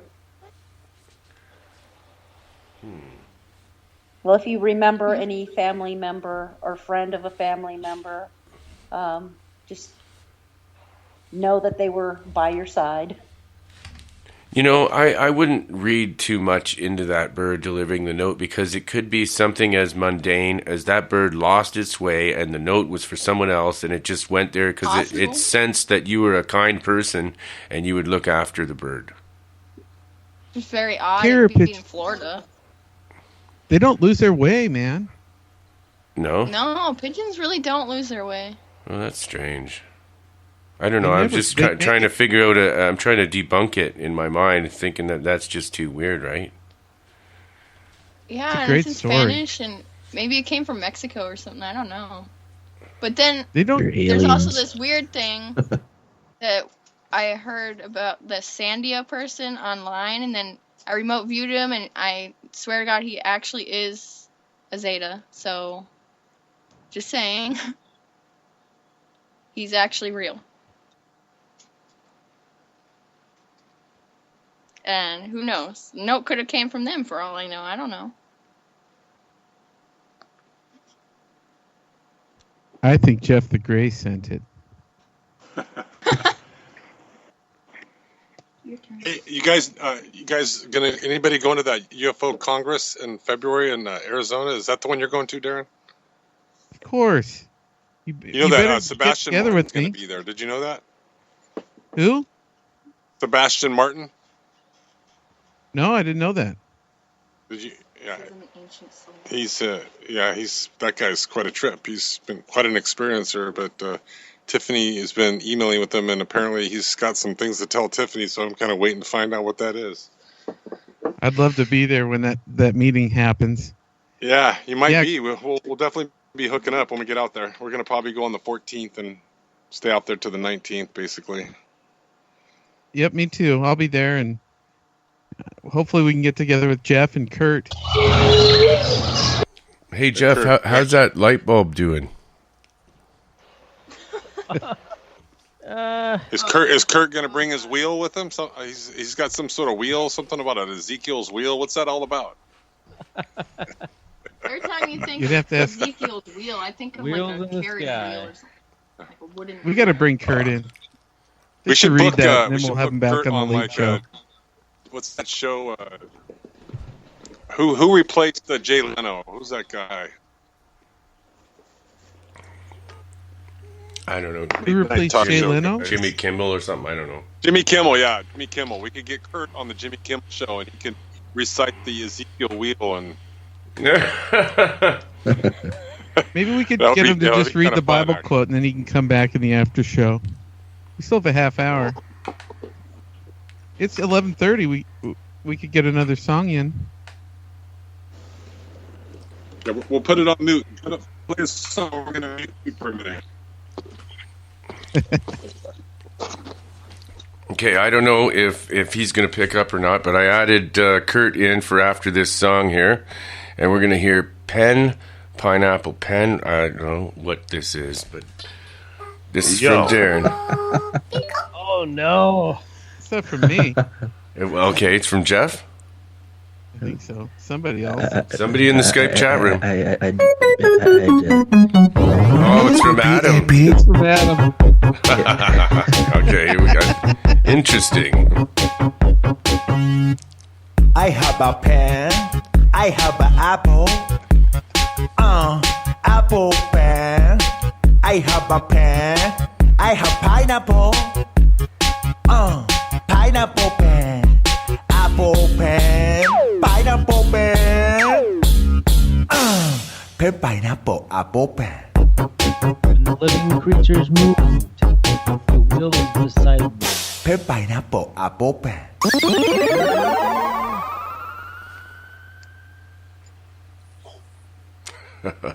When the living creatures moved, the wheels Wow. beside them moved. It's quite a When short the song. living creatures rose from the ground. The wheels also rose. That's a very short song. Yeah. Wherever the spirit would go, we would go. Play my Yeah. song. I will. Play Freebird. For Yeah, I was just going to do that because we were talking about birds and she likes Leonard Skinner, so it just makes play the sense. demo. And, I'm box. that lady. I'm that lady that's The demo always yelling, version. Freebird. Well, that's what I was thinking because we're talking about birds and you like Leonard Skinner, so what the hell else would I do? But I guess I'll have to play Freebird. Hell to the yeah. So here we go. Leonard Skinner. This is Freebird. All right, you're on Monster Castle Paranormal Radio. We'll be right back.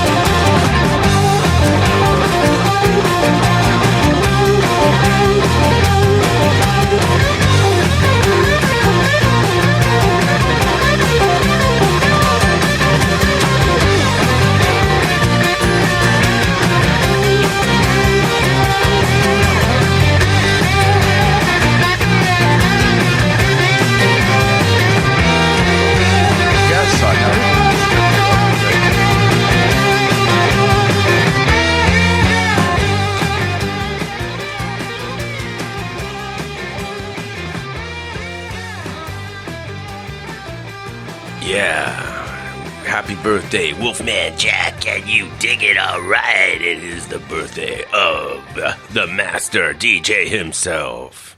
God bless his soul. Wow. You know what we should do? At the end of the show, I'll find a little...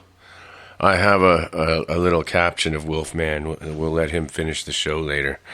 So, yeah, it was... We got Kurt Green on the show now with us.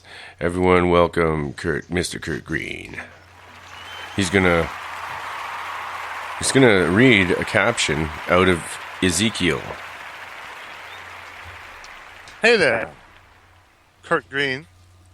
Let me, I need to turn off the show because I'm hearing double right now. Sorry about that. I can't hear it, actually. Usually you can, but... Yeah. Turn off your device. Please turn off your device. I don't care. That's... Okay, now. I didn't know it was your birthday. You know, I don't care. I didn't know it was your birthday. Happy birthday. Oh, yeah. It's, Kurt, it's Wolfman Jack's birthday. Yeah. Oh, not Wolf. The original Yeah. Wolfman Jack's birthday. Oh, I see. Okay. How old would he be today? I actually don't know that. I'll look 105. Seriously? Ezekiel. Okay. You know, I don't care. Shut up, Art. Turn off your device. We have to look that up, though, real quick. How old was Wolfman Jack today? Real quick, Google is your friend. No, How I old don't would care. Wolfman Jack be today? You We know, don't really I don't care. We don't care. Okay. So move on and read your reading, please. He was born in 1938, so you can figure that out. You know, I don't care. Kurt, you're pretty... I mean, Mr. Art 77. Bell, that is getting repetitive. You always call in and say the same thing over and over, and you won't turn off your device. I'm sorry. Here we go. Here is Ezekiel the chapter Bible. 1 through 19. When the living creatures moved, the wheels beside them moved, and when the living creatures rose from the ground, the wheels also rose. Verse 20. Wherever the Spirit would go, they would go, and the wheels would rise along with them, because the Spirit of the living creatures was in the wheels. Verse 21. When the creatures moved, they also moved. When the creatures stood still, they also stood still. The wheels are talking about. And when the creatures rose from the ground, the wheels rose along with them, because the Spirit of the living creatures was in the wheels. Ezekiel chapter 1, verse 19 through 21. Yeah. Yeah, it was good, man. Is that it? Kurt, what do you think? Was that it? Thank you, Kurt. That's it. That was what you Kurt. wanted me to read. That was awesome. I like Sounds like they had total Go ahead. Edgar. telepathic control of the ship. Yes, that's what I was going to say. From the last words he said, that's their spirit energy as making, and this is the way that these crafts operate, according to Bob Lazar too. According to Bob Lazar, the ships, you need a remote viewer to run the ship. Someone has to be really skilled at remote viewing in order to. I think it's Bob Lazar that said where I heard this, because he's seen the ship, and there's no control mechanisms. The only thing is you hook telepathically to these ships, and you have to remote view your destination. Kurt, that was awesome. Ezekiel clearly states that they're angels of the Lord in the end, and all through the story, angels of the Lord. So they're angels, so they've moved on from physical. And we bloom when we get to heaven. We're a mustard seed on earth. We bloom into the biggest tree in heaven, and that is one of the. We have Cadillac burning oil and gasoline down here, and they have those up there and running free. They don't have to go to a gas station, Texaco, or heaven to fill up on heaven gasoline to run their Mystic Monse. What do you think about? Do you think cars. angels are could be physically material, or are they a spiritual entity entirely, or can they take material I form? think Maybe in a UFO. I think they definitely can materialize in any form they so choose. That's what I was thinking. Yeah, she's right. That's what I think too. And so they may and will or can take a spiritual form or a material form. Yes. The Bible says, "Don't be afraid to invite in strangers. It might be an angel." I remember that scripture. But nowadays, you dare not do that. It's a shame. But you know what I mean. The Bible said that. Somebody wrote that down. You got to use your intuition. Sure, Absolutely. got a judgment eyes. Look them in the eyes. I can look somebody in the eyes and know right away whether they're lying or not. Be careful, but yeah, they're in that next. They're in that next phase. Somebody 4,000 years ago, Ezekiel had to write down. He's took a long time to write all that down, and he had to because he saw all that. And that's with us. And Wheels in the Sky 4,000 years ago with all that detail, I would believe that before I believe a Hollywood movie about they're coming to eat us and probe us and kill us. I would believe Scripture 4,000 years ago, untouched and without any kind of influence of negativity or make-believe. I believe that about wheels in this. They're not like 10 different kinds of wheels in the sky either. There's not, there's those from Neptune and those from Mars. I'm not going to say that other planet. You'll take off on it. But there's like one source of that. It's a common sense, just knowledge, brass knowing truth about things. It's not you can make believe. You can write a story till the cows come home about Mars attacks Earth. I love that movies from the 90s. Ack, and your grandma's song made their heads explode. That was funny, but it's not the truth. Okay, all right. We don't have much time, so do you have a question for the guest, Kurt? I really don't. I enjoy listening to what I came in like halfway through, but I listened. I enjoy everything you've said. Because we're going to have to close up soon here. Sorry. So any of you guys else in the panel have a question that you wanted to ask and didn't get out yet? I do. All right. Kurt, it sounds like the angels are driving a UFO in that scripture you just read. Yes. Yes. With their mind. Yes. I think it's symbolic. Don't you think? Don't you think the writing is all symbolic in the Bible, Mystic Monse? I absolutely agree. And the only thing that is in my head right now is Journey. Wheels in the Sky Keep Turning. That song. Yeah.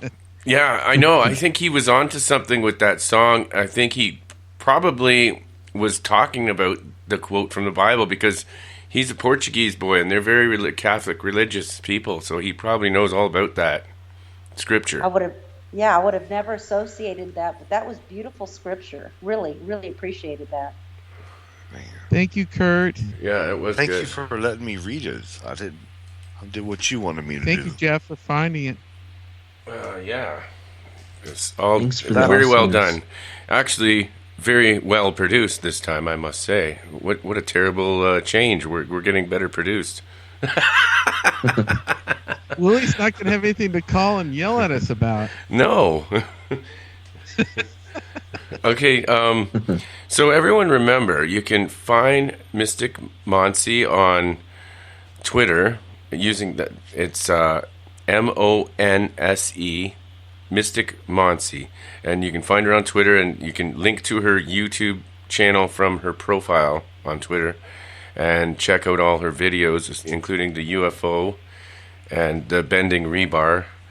and a lot of other cool stuff. And like I said, this is her first interview on the air, so she doesn't have a website yet. She's working on it apparently, and we'll definitely have you back on one day if you're into it. Because I would love it. we didn't even let you do any readings for anyone. Well, you did, but yeah, she's also a highly skilled intuitive, and she can do readings. If anyone was interested, I don't think she would mind. Would you? No, I don't mind, but you're going to throw me out there.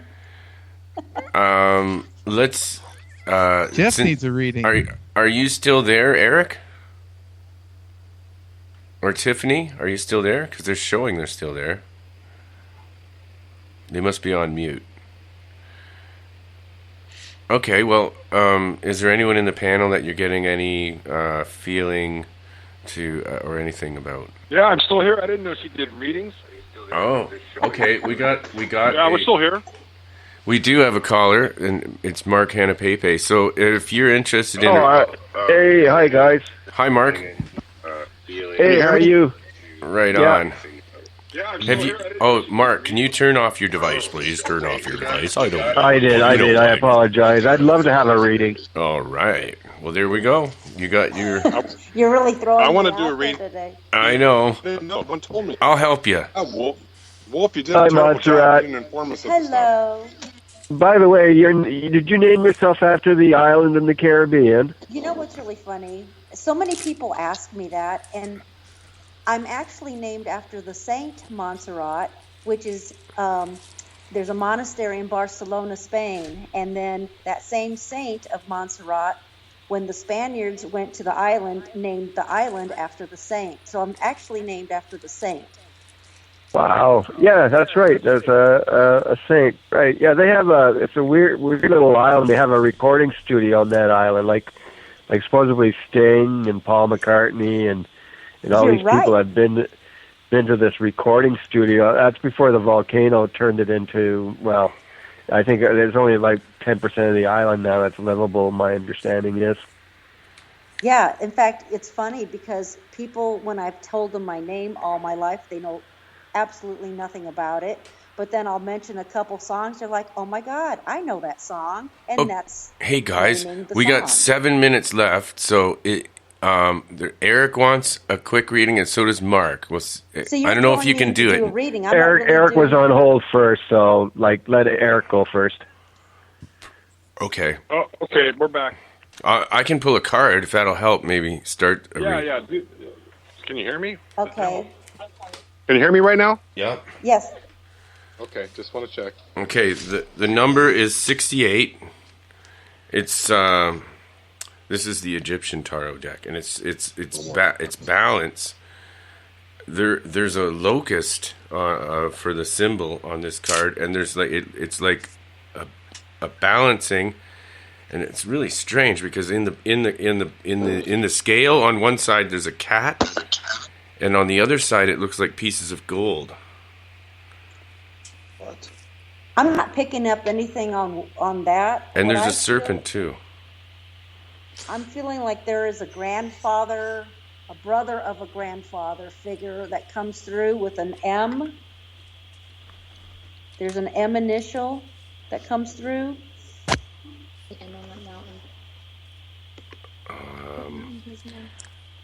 Let's see. Talking about me right now? Yes. I don't Eric, know who, yes. But there's M. My middle M.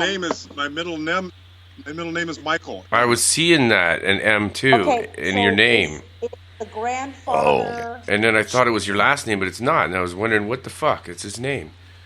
Is there a grandfather, an uncle, great uncle with that same name? Yeah, Marvin. I have an uncle named Marvin. Okay, but he's on the other side. You know what? He may have died. I just don't know about it yet. Oh. No, whoever this is on the other side, is related to the grandfather figure. It feels as if it's a brother or an uncle, a great uncle, with the M initial. Doesn't ring a bell.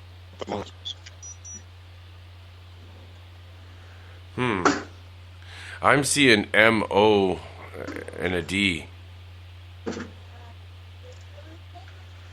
I'm not sure what this Modest or something. I had a great aunt named Maud. Whoa. That's what Just I'm to seeing. let you know. MOD is pretty close to mod. Mod. It is Mod. It is. All right, let's just That's go with pretty that. What are good. we seeing here? What's going on here? I'm not seeing anything. I'm just picking up on that vibration, as is some family member that's coming through with the initial M. I feel like it's a female, and she's there like a guardian angel, and she's just saying that she's there and helping you, and she's trying to look out for you. That makes to me, sense. it's a male figure. It's a male figure, and it's associated with the grandfather. So your grandfather, your father's father, but on his side. Okay, well, he unfortunately committed suicide when I was like a little baby. Ooh. His name was Swede, so I don't unless So you wouldn't. he might have had any way- M in his name, but I didn't know him. I was just a baby at the time. It's related to someone by his side, so it's someone on his side, but not him itself. So it's like a great uncle. Did he have brothers? I feel like it's his wife. I don't know. You're throwing me for a loop there. I know. That's what I'm feeling, though. I'm feeling it's a female. I was called a guide by a medium. Maybe it's the other caller. What about can you if I tell you about some future things that are coming up, could you kind of look into that and see if it's a good time or what you think about it, or give me some ideas? We're gonna have to go to the other. We're gonna have to go to Mark because we have 3 minutes left, Eric. Okay, but you no guys problem. can stay on the air if you want after the show and all finish right, your reading. Mark, Hello. do you need me to tell you anything about me, or? No. We'll try to pick something up. I can pull a card. Maybe Yeah, you can go ahead and pull a card while I'm trying to vibe. He's putting his finger to his mouth in thought, having a revelation. I have a female figure that's coming through.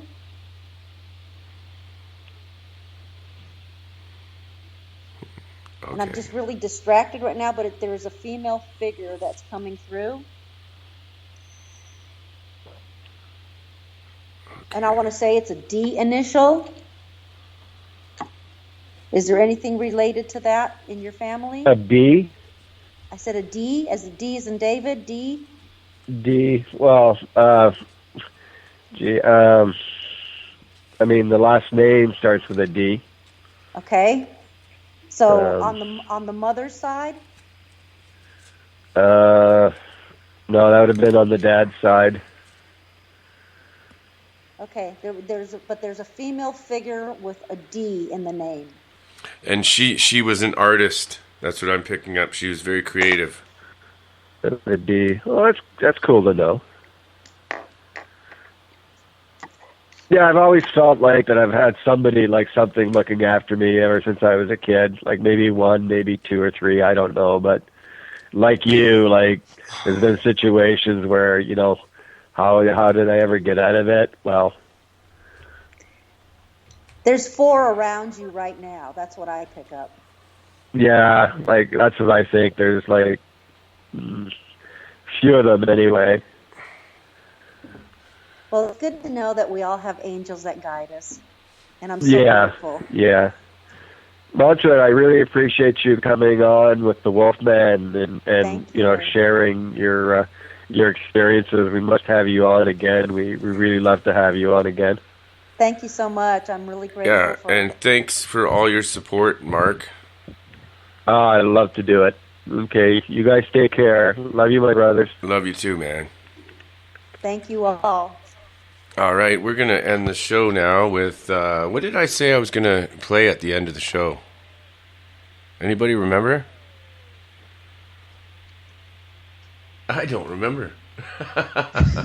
I had an idea of something, but I cannot remember what it was. Monse, I can't believe you've never been on a radio show before, because you're doing an amazing job. It's like you're an old hat. Yeah, thank you so much. We don't have time for a song anyways. 20 seconds left. Thanks, everybody. All right, guys. I'll see you on Twitter. All right, we're going to have an after show. We are going to have an after show. So stay on the air. When it comes off, we'll talk after, okay? Oh, okay. Don't hang up. Okay. All right, thanks, everybody, for joining us. And we'll be back next week with, oh, man, you won't even believe what's coming up next week.